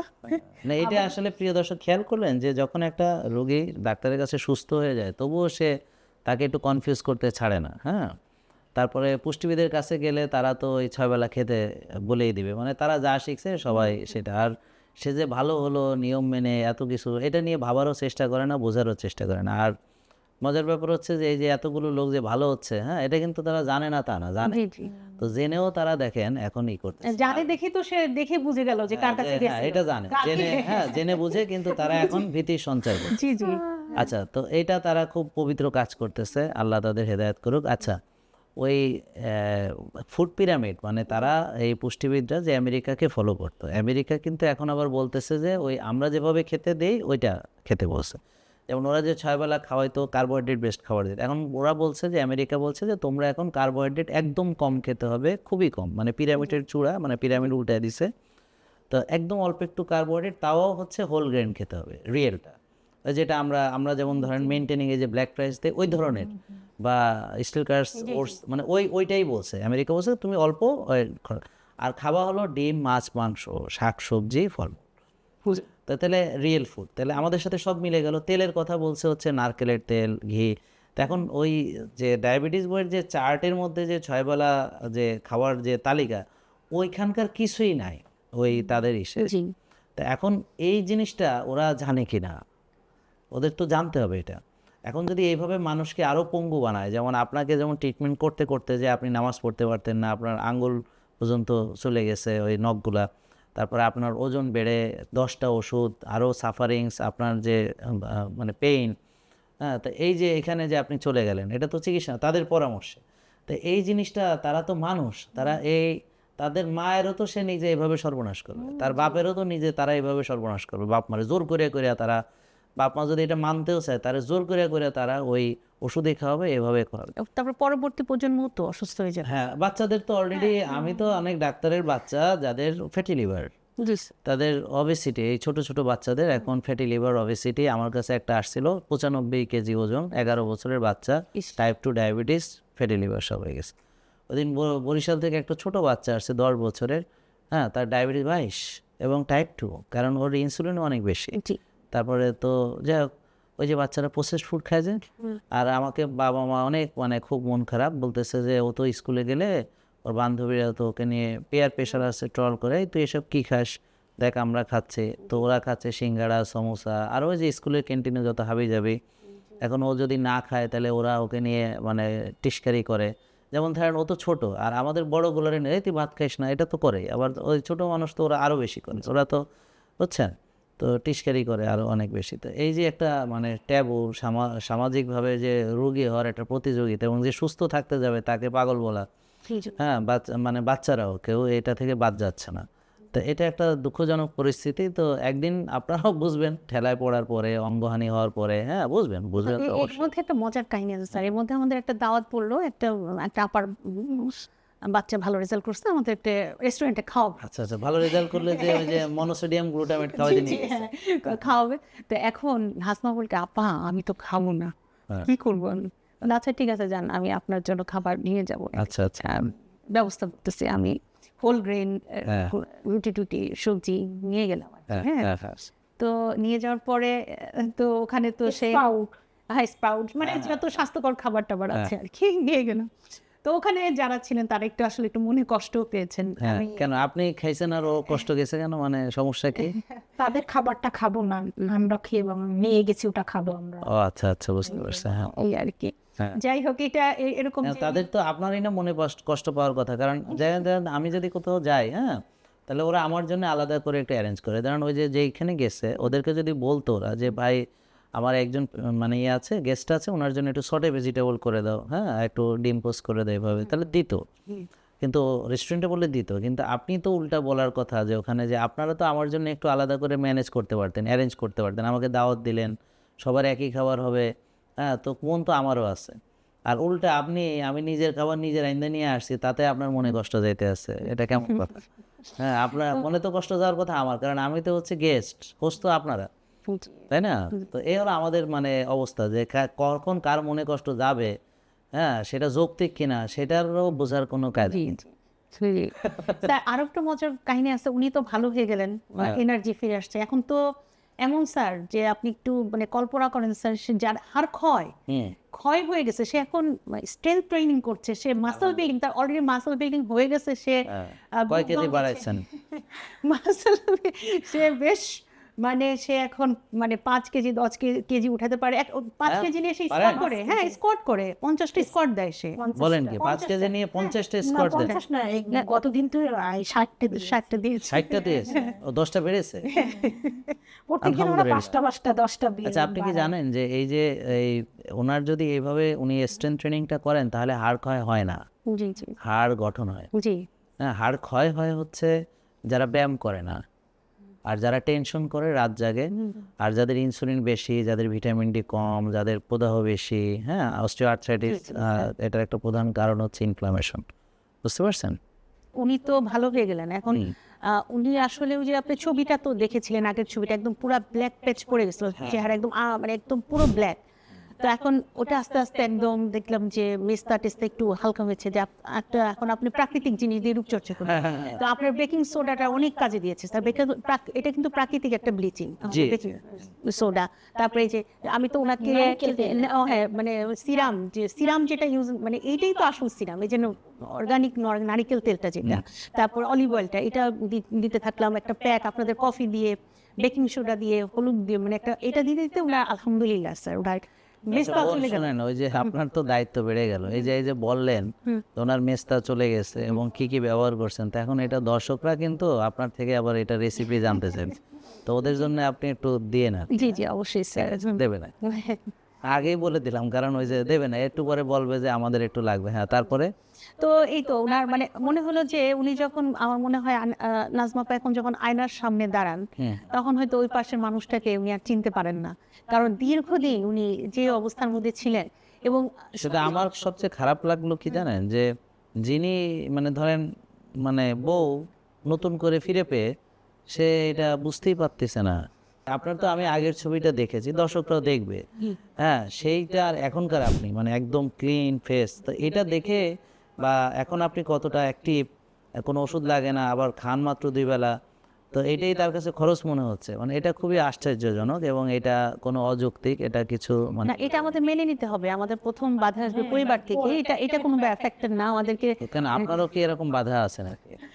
হ্যাঁ, আচ্ছা, যাই হোক, আমরা এটা আর না জানি, যাই হোক, ঠিক আছে। আচ্ছা, তো এটাকে ওভারকাম করাটাই তো সফলতা স্যার। আচ্ছা, তো এখন আপনারা ভালো আছেন এবং বোন আপনারা শুনলাম যে অনেককে আপনারা হেল্প করছেন, হ্যাঁ, দুজন মিলেই এখন আপনারা দুটো ইঞ্জিন মিলে আবার অনেক বগি টানছেন নাকি? হ্যাঁ, তো এই ব্যাপারটা যদি আপনি স্যার, সেটা হচ্ছে আমি তো ওকে শুরু করলাম, তো আমার এক ডাক্তার বান্ধবী আছে, সিনিয়র কনসালটেন্ট ব্রাহ্মণবাড়িয়াতে, তো ও আবার আমার নাম শুনলে আবার না না না, সে তো নিজে আপনার আপনার আচ্ছা আচ্ছা, তাই সে তো আপনাকে ফলো করে সে। আচ্ছা, যাক, তো সে বললো কি যে আমি তো জেনে খুশি হলাম। সে বললো যে আমাকে একটু ইয়োগাতে নাও। হ্যাঁ, আমি একটু ইয়োগা করবো, আমাদের লাইফস্টাইল ডাক্তারদের খুবই আপনারা কি এটা অনলাইনে করান? আমি অনলাইনে করাই স্যার, ভিডিও ফোনের মাধ্যমে। হ্যাঁ, তো এখন হচ্ছে তো হ্যাঁ অবশ্যই, আমি তো এখন আর প্রতিষ্ঠানে করাই না, আমি তো এটা এভাবে করাই, তুমি আসো আমার সাথে। তো ও করলো, করে খুব বেনিফিট, এবং তো ওর লাইফস্টাইলটা আমি আস্তে আস্তে চেঞ্জ করে ফেললাম। তো বললো হ্যাঁ আমার তো অনেক ভালো লাগছে, আমি তো স্ট্রেস ফ্রি হচ্ছি, আমার তো রাত কমে যাচ্ছে।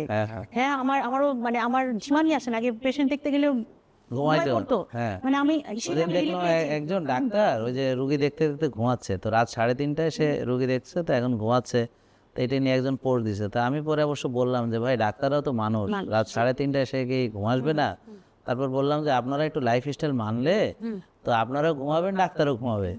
এখন আপনারা এত রুগী, তো ডাক্তার সাহেব তো রুগী দেখতে দেখতে বেচারা নিজেই তো রুগী হয়ে যাবে। 155টা তো রোগী দেখতে হচ্ছে বান্ধবীর, ওর তো মানে ওর তারপর আবার সিজার করা লাগে না, হিস্টেক্টমি করে, রাত পর্যন্ত সিজার করে, আরো কত কিছু। তো ও এখন তখন ও এনার্জি পাচ্ছে, তখন ও বললো কি, ও যখন দেখলো যে খুব ভালো করাচ্ছি, তখন আমার পেশেন্টগুলোকে বাঁচাতে হবে, পিসিও, ওরা তো ওজন কমছে না, আমি তোমাকে পাঠাচ্ছি, তুমি এখন শুরু করে দাও একেবারে এই স্টেজ স্কুলে, তুমি একদম খুব অর্গানাইজড হয়ে যাও, তোমাকে এরকম করতে হবে, তুমি পারবা, আমার বিশ্বাস তুমি পারবা। তো জাস্ট আমি খুবই কৃতজ্ঞ আমার বান্ধবীর কাছে। আচ্ছা, তো ওই আপনার কাছে যাদেরকে পাঠাইছে বান্ধবী পাঠাইছে? হ্যাঁ, আমার পুরো আমার লিঙ্ক দিয়ে দিয়েছে, এবং আরো এবং আমার বান্ধবীর যারা কলিগ আছেন ওদের পেশেন্টরাও আমার কাছে আসে। আচ্ছা আচ্ছা তো এই যে আমার পুরো পেশেন্ট নির্ভর আমার। আচ্ছা, গুড। এবং, তার মানে আপনি মেইনলি পিসিওএস, তারপর হচ্ছে নিউরো প্রবলেম, তারপর হচ্ছে ওবেসিটি, ইনফার্টিলিটি, এগুলো নিয়ে, আর হচ্ছে অনেক বেশি ওভারওয়েট যাদের, থাইরয়েড, ডায়াবেটিস, এগুলো নিয়ে কাজ করছে। এবং আমারও কিছু আরো পরিচিত আপারা আছেন, ক্যান্সারের পেশেন্ট আছেন, ওনারাও করছেন। হ্যাঁ, তো মানে সব পেশেন্ট আমার কাছে। তো এখন এবং আমি দেখছি কি, যখন করানো হলো 3 মাস, 3 মাসের মধ্যে একজন 8 বছর বাচ্চা হয় না কনসেপ্ট করে গেল। আলহামদুলিল্লাহ। এবং ভিডিও ফোনে এসে আমাদের শান্তা, ও দেখবে হয়তো, এসে আমাকে বলছে, ম্যাম আমি কনসেপ্ট করছি। শান্তা, কংগ্রেচুলেশন। শান্ত। তো আমার 8 বছর হয় নাই, 8 বছর আমি এরকম ফ্রাস্ট্রেশনে ছিলাম। তো আমার বান্ধবী ফোন দিয়ে, আল্লাহ কি খুশি, হিন্দু লোকটা ইয়েছে জানো না, কি খুশি বিপা, তার হয়েছে, কনসেপ্ট করছে। এবং এরপরে আরেকজন করলো, ও আমাকে ফোন দিল, একটা পেশেন্ট কনসেপ্ট করছে। আচ্ছা, তারপরে এবং আরো কত বছর পরে? আরেকজনের এবং 8-9 বছর পরে। আচ্ছা আচ্ছা। তো এই যে, এবং আরেকটা কথা হচ্ছে, পিসিও কমে যাচ্ছে, মেনস্ট্রুয়েশন রেগুলেশন হয়ে যাচ্ছে, ও খুশিতে ফোন দিচ্ছে আমাকে। 5 দিন আগে, ঋতু তুমি দেখছো নিশ্চয়ই, আমি তোমার কথা বলছি, কিন্তু ফোন দিয়েছো, বলছে ম্যাম আমার ভেতর থেকে দোয়া আসছে, আমি খুব খুশি, আমার খুব হালকা লাগছে, হ্যাঁ আমি পিসিও থেকে বের হয়ে আসতে পারছি। হ্যাঁ, তো এই যে, তারপরে আরেকটা নাসরিন, ওর ছবি যদি আমি দেখাতাম স্যার, রগগুলা ফুলে ফুলে গিয়েছে পায়ে, মানে ভাস্কুলার, নিউরোভাস্কুলার যে প্রবলেম গুলা। আমি প্রথম ভেরিকোজ এখন হচ্ছে ওকে আমি, তারপরে যে cold water, hot water therapy দিলাম, যে যেমন করে হোক তুমি প্রতিদিন। মানে আপনি আমাদের ট্রিটমেন্ট সবার উপরে চালাচ্ছেন। আর কোথা থেকে শিখলাম স্যার? আপনার কাছ থেকেই। যাই হোক, হ্যাঁ। জি স্যার। আর আমাকে পেশেন্ট দিচ্ছে হচ্ছে, আমার কেসগুলো দিচ্ছে আমার বান্ধবী, আরেকজন ডাক্তার। আপনি মানে 2 ডাক্তার, আমি আসলে খুব কৃতজ্ঞ এই 2 জন ডাক্তারের কাছে। আমি আর কি বলবো, আমি আপনার প্রতি এই কারণে কৃতজ্ঞ যে আপনি ইঞ্জিন হয়েছেন, তো আমার এটা খুব পছন্দ। মানে আপনি যে আরো মানুষকে হেল্প করছেন, যেমন ওই যে আমি বললাম যে আমার নলেজগুলো তো দেওয়া আছে, কিন্তু ওটাকে কেউ তো নিচ্ছে না। তো এখন আপনার মতো ধরেন জাহাঙ্গীর কবিরের মতো ডাক্তার হয়তো হতে অসুবিধা, হ্যাঁ, কিন্তু নিপা কিন্তু হতে পারে হাজার হাজার, তাই না?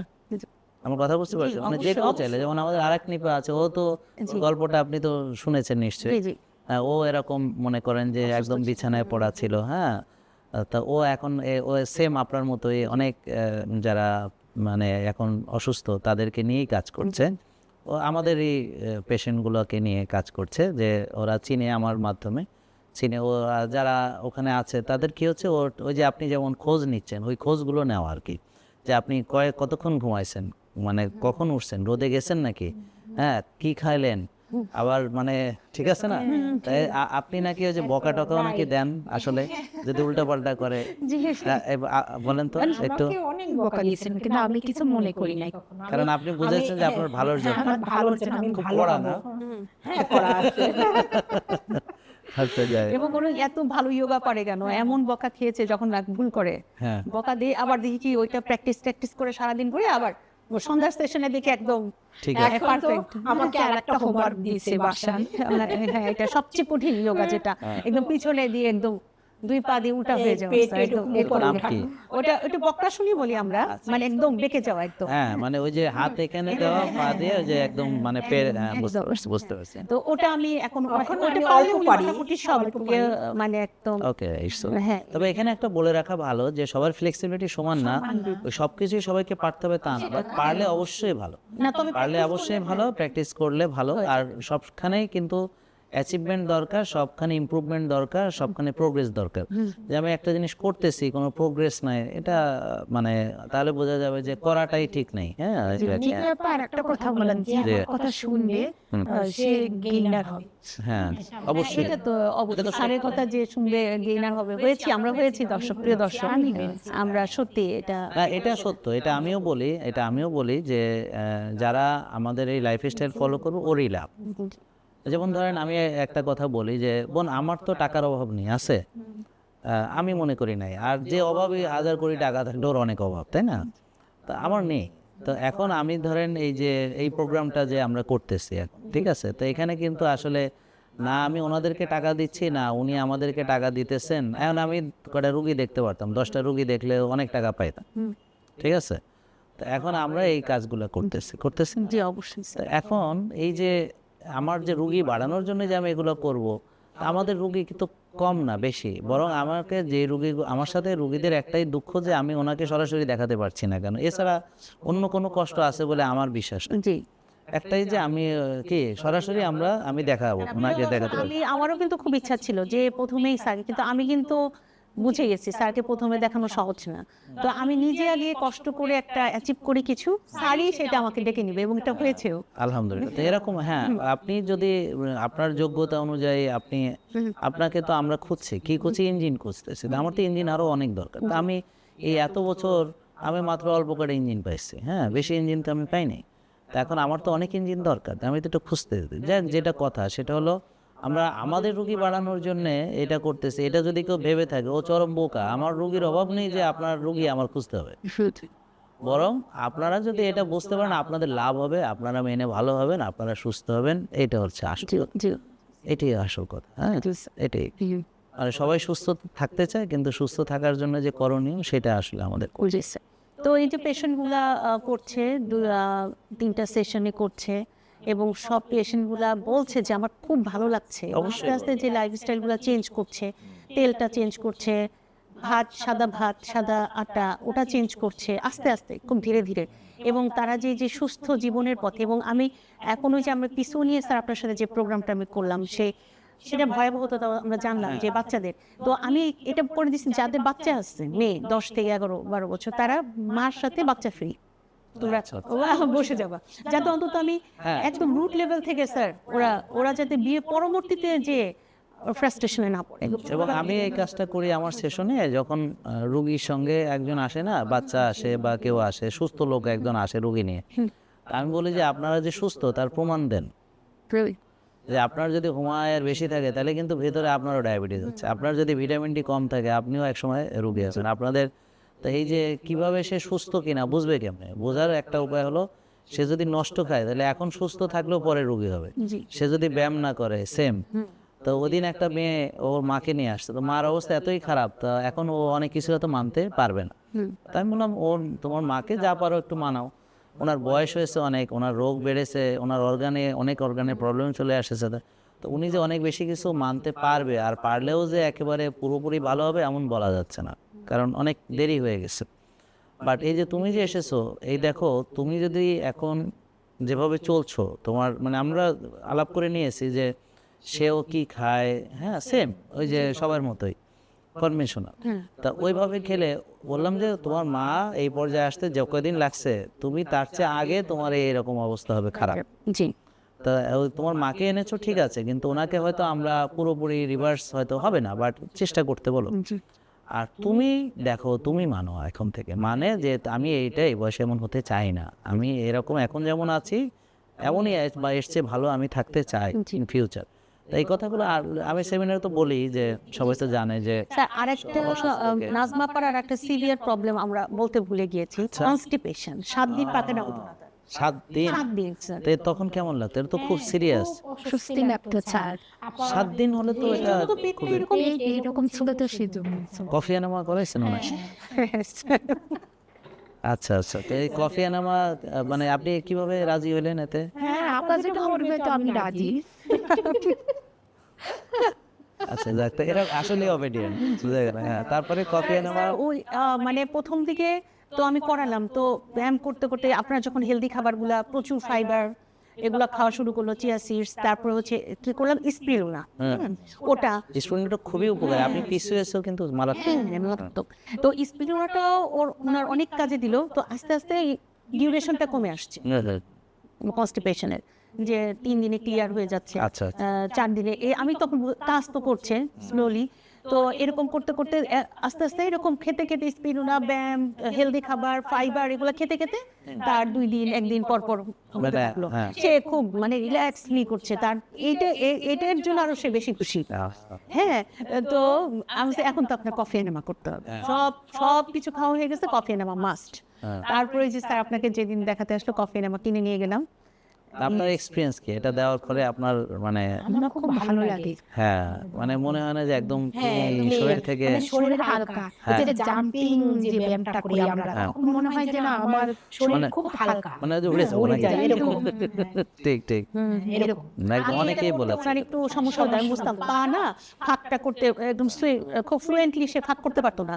এখন এই কফি এনেমা করার পরে আমি নিজে, সে কি বুঝবে, আমি নিজেই বুঝতে পারছি যে তার কত দূর কি থেকে। মানে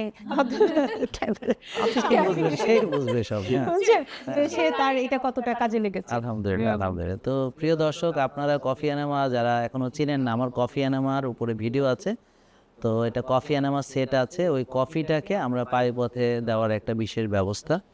তো এটা আসলে একদমই নিরাপদ। তো যেহেতু আমরা কখনো করিনি বলে আমার কাছে যে কোনো নতুন জিনিসের প্রতি আমাদের যেমন একটা সন্দেহ থাকে, আর ব্রেনও নতুন একটা জিনিসে সহজ সে অ্যাকসেপ্ট করতে চায় না, সে মানে সন্দেহের চোখে দেখে যে কোনো নতুন জিনিসই। আর যে জিনিস করে সে রেগুলার করে, সেটা ভালো বা খারাপ সেটা ভাবে না, সেটাতে সে অভ্যস্ত।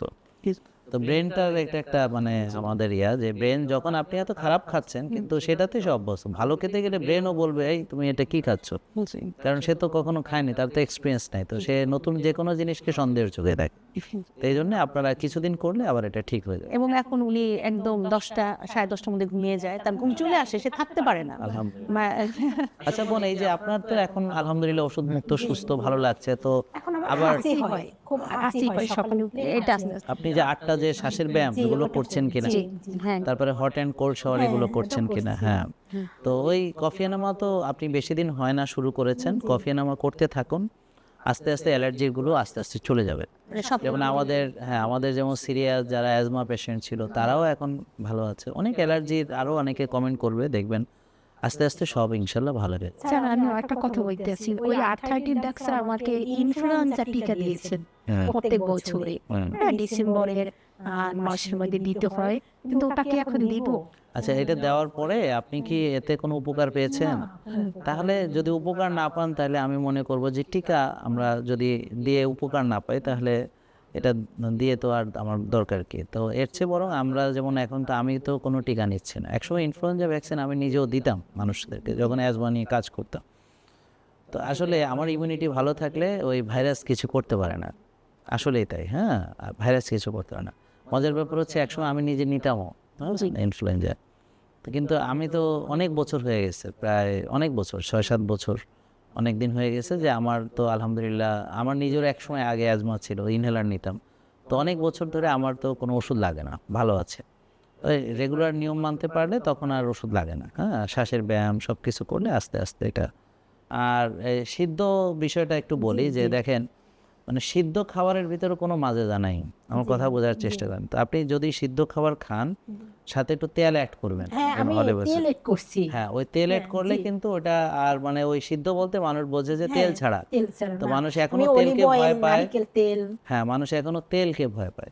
তা আপনার যে ওই যে সিদ্ধ করেছেন সাথে আবার তেল অ্যাড করেছেন, তাহলে আপনার খাবার তরিকা ঠিক আছে।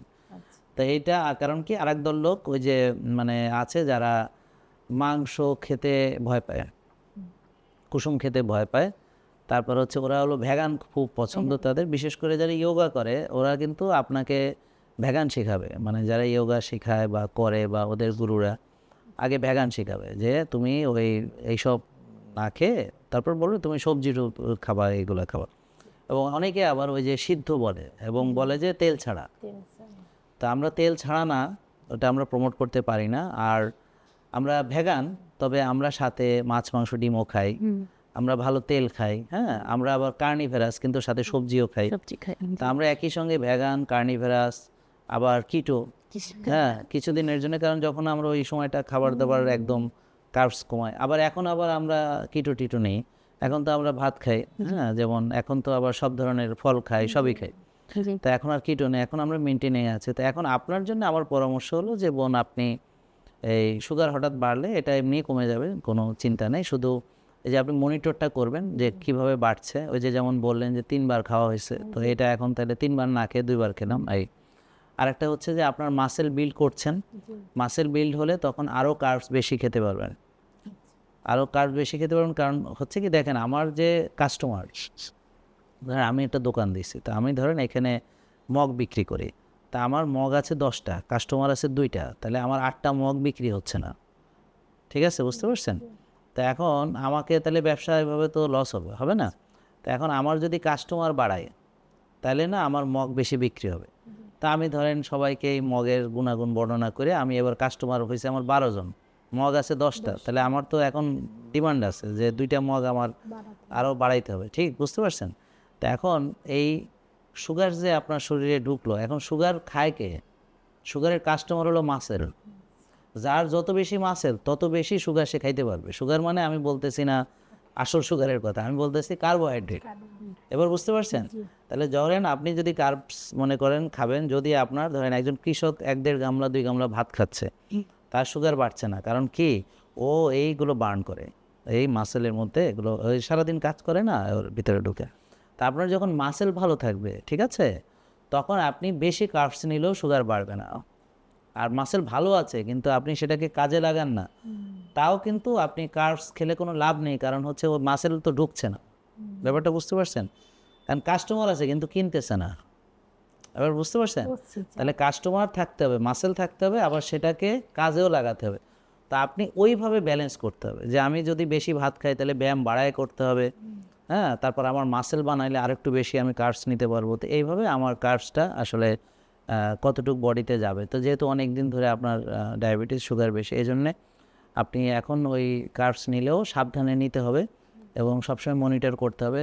তো এবার যেমন রমজান আসতেছে, এখন আপনি খেজুর খাবেন কিনা, তো এখন খেজুরটা খেলে আপনার সুগার বাড়ে কিনা দেখতে হবে, না বাড়লে খাবেন, এরকম আর কি। আর কয়টা খেলে বাড়ে, আমি কি একটা খাবো নাকি 4টা খাবো, এটা একটা বিষয়। ইফতারির আগে হাই ইন্টেন্স এক্সারসাইজ করবোই, তখন আর বাড়ার কোনো প্রশ্নই আসবে না, আমার কথা হলো যে প্রশ্ন আসে আমার জানার দরকার নেই, আমি এগুলোতে বিশ্বাসী না। আমি বিশ্বাসী হলো আমি মেপে দেখবো আমার বেড়েছে কিনা, আমি প্রমাণে বিশ্বাসী। মানে জি জি আবার বুঝছেন যে আমি তো এত রোদে যাই, আমার তো ভিটামিন ডি 100 থাকবেই, যে দেখলো 20, আমি এটাতে বিশ্বাসী না। আমি দেখলাম যে ভিটামিন ডি আসলে কত।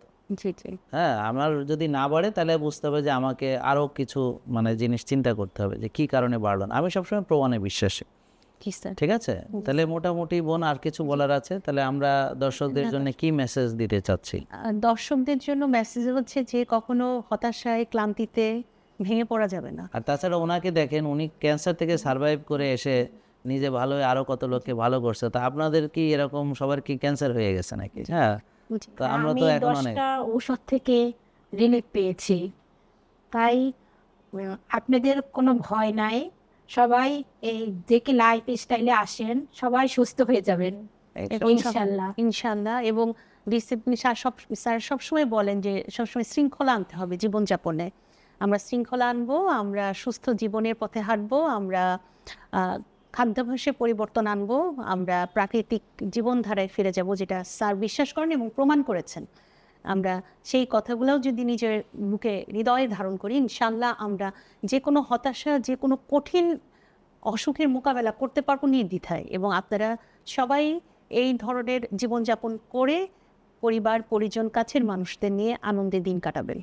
ধন্যবাদ প্রিয় দর্শক, আপনারা শুনলেন। দেখতে দেখতে আমাদের ফিরে আসার গল্পের এই পর্বটিও শেষ হয়ে গেল। এই বিষয়ে আপনাদের যে কোনো প্রশ্ন থাকলে আমরা এটা উত্তর দেওয়ার চেষ্টা করব।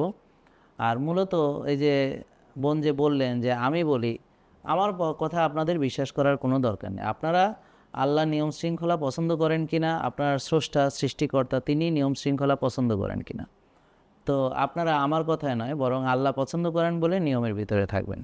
আমাদের প্রিয় নবী তিনি কতটুকু খেতে বলেছেন, হালাল তৈব খেতে আল্লাহ বলেছেন, আমার প্রিয় নবী বলেছেন আমরা যেন সর্বোচ্চ খাবার 3 ভাগের 1 ভাগ খাই, ক্ষুধা লাগলে খাই, ক্ষুধা থাকতে থাকতে খাওয়া শেষ করে, এবং যেন আমরা রোজাও রাখি। তো ওনাদের কথা, আমাদের প্রিয় নবীর কথা শুনে আপনারা রোজা রাখুন, সেভাবে আপনারা অল্প পরিমাণেও খাবার যেটা এবং তৈব খাবার আল্লাহর নির্দেশ অনুযায়ী সেভাবে খান, আর নিয়ম শৃঙ্খলা মানুন। তো নামাজ আল্লাহ পড়তে পছন্দ করেন, যে আল্লাহ বলেছেন যেন জামাতে পড়ি, তো আপনারা জামাতে নামাজ পড়েন, মহিলারা আউয়াল ওয়াক্তে নামাজ পড়েন। তারপরে আল্লাহ পছন্দ করেন, আমরা রাসূল সাল্লাল্লাহু আলাইহি ওয়াসাল্লাম দেখিয়ে দিয়েছেন যে এশার পরে আমরা ঘুমাতে হবে, তো এই জন্য আপনি করবেন। এটা আমার কথা শুনে করার তো কোনো দরকার নেই। আর একটা হলো যে আপনি ভোরে উঠতে হবে, তাহাজ্জুদ পড়লে ওই সময় আল্লাহ অনেক খুশি হন। তো আপনার যে কোনো চাওয়া আপনি আল্লাহর কাছে চান, তাহাজ্জুদ পড়ে আল্লাহকে বলেন। তো ওই সময় আপনি উঠে আল্লাহর সঙ্গে কথা বলেন, চোখের পানি ফেলে, হ্যাঁ, সিজদা দিয়ে কী চান, রোগ মুক্তি চান বা যা সেটা বলুন। তো এইভাবে আপনি সার্কাডিয়ান রিদম ঠিক করেন। আল্লাহ বলছে জমিনে বিচরণ করতে, তো আপনি একটু খালি পায়ে ঘাসে হাঁটুন। এবং আল্লাহ বলছেন শক্তিশালী মুমিন আল্লাহর কাছে বেশি প্রিয়, তো আপনারা শক্তি চর্চা করুন। হ্যাঁ, আর আমরা তো আল্লাহর সৈনিক, তো শক্তি তো দরকার আছে। মানে সৈনিকদের যদি শক্তি এবং ডিসিপ্লিন না থাকে তাহলে এটা তো অযোগ্য সৈনিক। তারপর হচ্ছে আল্লাহ তাআলা বলেছেন মুমিন হতাশ হয় না, তো আপনারা কাইন্ডলি হতাশ না হয়ে আপনারা সবাইকে আশার আলো দেখান এবং নিজেরাও আপনারা আশাবাদী থাকুন। আর শয়তান সবসময় মানুষকে হতাশ করবে। আর এই যে আল্লাহর কথা, প্রিয় নবী হযরত মুহাম্মদ সাল্লাল্লাহু আলাইহি ওয়াসাল্লামের কথা, হ্যাঁ, তো এগুলোই আপনারা মেনে চলুন। কারণ জাহাঙ্গীর কবির তো কেউ না, ওনার কথা তো আপনাদের এখানে আমল করার কোনো দরকার নেই। আর এইভাবে চললেই দেখবেন আপনি আস্তে আস্তে ওষুধ মুক্ত হয়ে যাবেন ইনশাল্লাহ। তো প্রিয় দর্শক, আপনারা এটা সবাইকে শেয়ার করবেন। এবং আর যারা এই লাইভটি দেখছেন বা এই ফিরে আসার গল্পগুলো দেখছেন, তারা যদি নিজেরাও এরকম আপনাদের কাহিনীগুলো আমাদেরকে বর্ণনা করেন, হ্যাঁ, আমাদের ফিরে আসার গল্পে আপনারা যদি আপনাদের গল্পটি লিখেন, হ্যাঁ, এবং আপনারাও যদি এখানে এসে আপনাদের এই ফিরে আসার গল্পটি বলতে চান, তো আমাদের 09678242404 এখানে কল দিন। আর যারা এভাবে সুস্থ হতে চান, আমাদের কাছে এসে বিনামূল্যে ডাক্তার, পুষ্টিবিদ যে সেবাগুলো আমরা দিচ্ছি, হ্যাঁ, তারা 09678242404 এখানে কল দিন, অথবা সরাসরি চলে আসুন, এসে আমাদের এখানে দেখান, আমাদের সেবাটা নিয়ে দেখুন যে আসলে এই ঘটনাটা কি। মানুষের কথা না শুনে নিজের বুদ্ধি বিবেচনা কাজে লাগান, আর একটা জিনিস বাইরে থেকে না দেখে ভিতরে ঢুকে দেখুন যে আসলে কি অবস্থা। আপনি তো একজন সচেতন মানুষ, তো আমরা এখানে মানুষের কল্যাণে কাজ করছি না লোক ঠকাচ্ছি, সেটা আপনি এসে দেখলে বুঝতে পারবেন। তো এই জন্য প্রিয় দর্শক, আর যদি মনে করেন যে হ্যাঁ, আমরা যে কাজটি করছি এটা খুব ভালো, তাহলে এটাকে ছড়িয়ে দিন, শেয়ার করুন, সবাইকে জানান এবং সবাইকে বলুন যে ওষুধ থেকে মুক্ত হওয়ার একটা উপায় অবশ্যই আছে। আল্লাহ বলেছেন যে আসলে আমাদের যে বার্ধক্য এবং মৃত্যু, এছাড়া সব রোগের ওষুধ আছে, তো তাহলে আমরা এত ভয় পাবো কেন? অবশ্যই আছে, উপায়টা আমাদের খুঁজে বের করতে হবে। তো আমরা চাই যে ওষুধ মুক্ত আমাদের একটা জাতি, আমরা চাই যে সুস্থ জাতি। আর তরুণ সমাজ, হ্যাঁ, এই যে জেনজি, আপনারা যদি অসুস্থ হয়ে যান তাহলে তো খুব খারাপ হবে। তো আপনারা ভবিষ্যতে এই জাতিকে নেতৃত্ব দিবেন, দেশকে নেতৃত্ব দিবেন, তো আপনারাও এই সুস্থ থাকতে হবে। এখন যারা সুস্থ আছেন তারা যদি শুধুমাত্র 3টা নিয়ম মানেন আমার, অর্থাৎ আপনি স্বাস্থ্যকর খাবার, অর্থাৎ ক্লিন ফুড, রিয়েল ফুড খান, হ্যাঁ, এবং আপনি ভালো ব্যায়াম করেন বা খেলাধুলা করেন এবং ভালো ঘুমান, এটা একটু মানেন, তাহলে দেখবেন যে আপনারা ইনশাল্লাহ ভালো থাকবেন। তো এই বার্তাগুলো সবাইকে পৌঁছে দেবেন। আর আমরা চাই যে আপনারা জ্ঞান অর্জন করুন। তো আমাদের নতুন যে আরেকটি অনুষ্ঠান শুরু হয়েছে, যে স্বাস্থ্য জ্ঞান, এই স্বাস্থ্য জ্ঞানের আলো ঘরে ঘরে আমাদের জ্বালা এখন সবার দায়িত্ব হয়ে দাঁড়িয়েছে। প্রিয় দর্শক, আমরা যদি জ্ঞান অর্জন করি, এবং এটা কোরআনে বারবার তাগিদ দেওয়া হয়েছে জ্ঞান অর্জনের জন্য, এবং এই জ্ঞানের কারণেই মানুষের যে শ্রেষ্ঠত্ব, অর্থাৎ আশরাফুল মাকলুকাত হযরত আদম আলাইহিস সালামকে যে সিজদা করতে বলা হয়েছিল সকল ফেরেশতাদেরকে, ইবলিস সেখানে করেনি, তো এটা হলো জ্ঞানের কারণে। হ্যাঁ, তো এই জ্ঞানটা আমাদের অর্জন না যদি করি তাহলে আমরা বিভ্রান্ত হব, প্রতারিত হব। তো অনেকে আমার ছবি নাম ব্যবহার করে বা এই ভিডিওটিও কাট করে অনেকে দেখবেন ওষুধ বিক্রি করবে, হ্যাঁ, প্রতারণা করবে, কিন্তু আসলে কোনো ওষুধ দিয়ে ভালো হবে না। তো দিন শেষে একটাই কথা মনে রাখবেন, ওষুধ মুক্ত সুস্থতা, জেকে লাইফস্টাইল মানে ওষুধ মুক্ত সুস্থ জীবন। ইনশাল্লাহ আপনারাও ওষুধ মুক্ত হতে পারেন। সবাইকে ধন্যবাদ, ভালো থাকবেন। আর নতুন আরেকটি পর্ব নিয়ে আবারও কিছুদিন পরে হাজির হব ফিরে আসার গল্পে। সেই পর্যন্ত আমরা বিদায় নিচ্ছি। আসসালামু আলাইকুম। জেকে লাইফস্টাইল লিমিটেড, ওষুধ মুক্ত সুস্থ জীবন।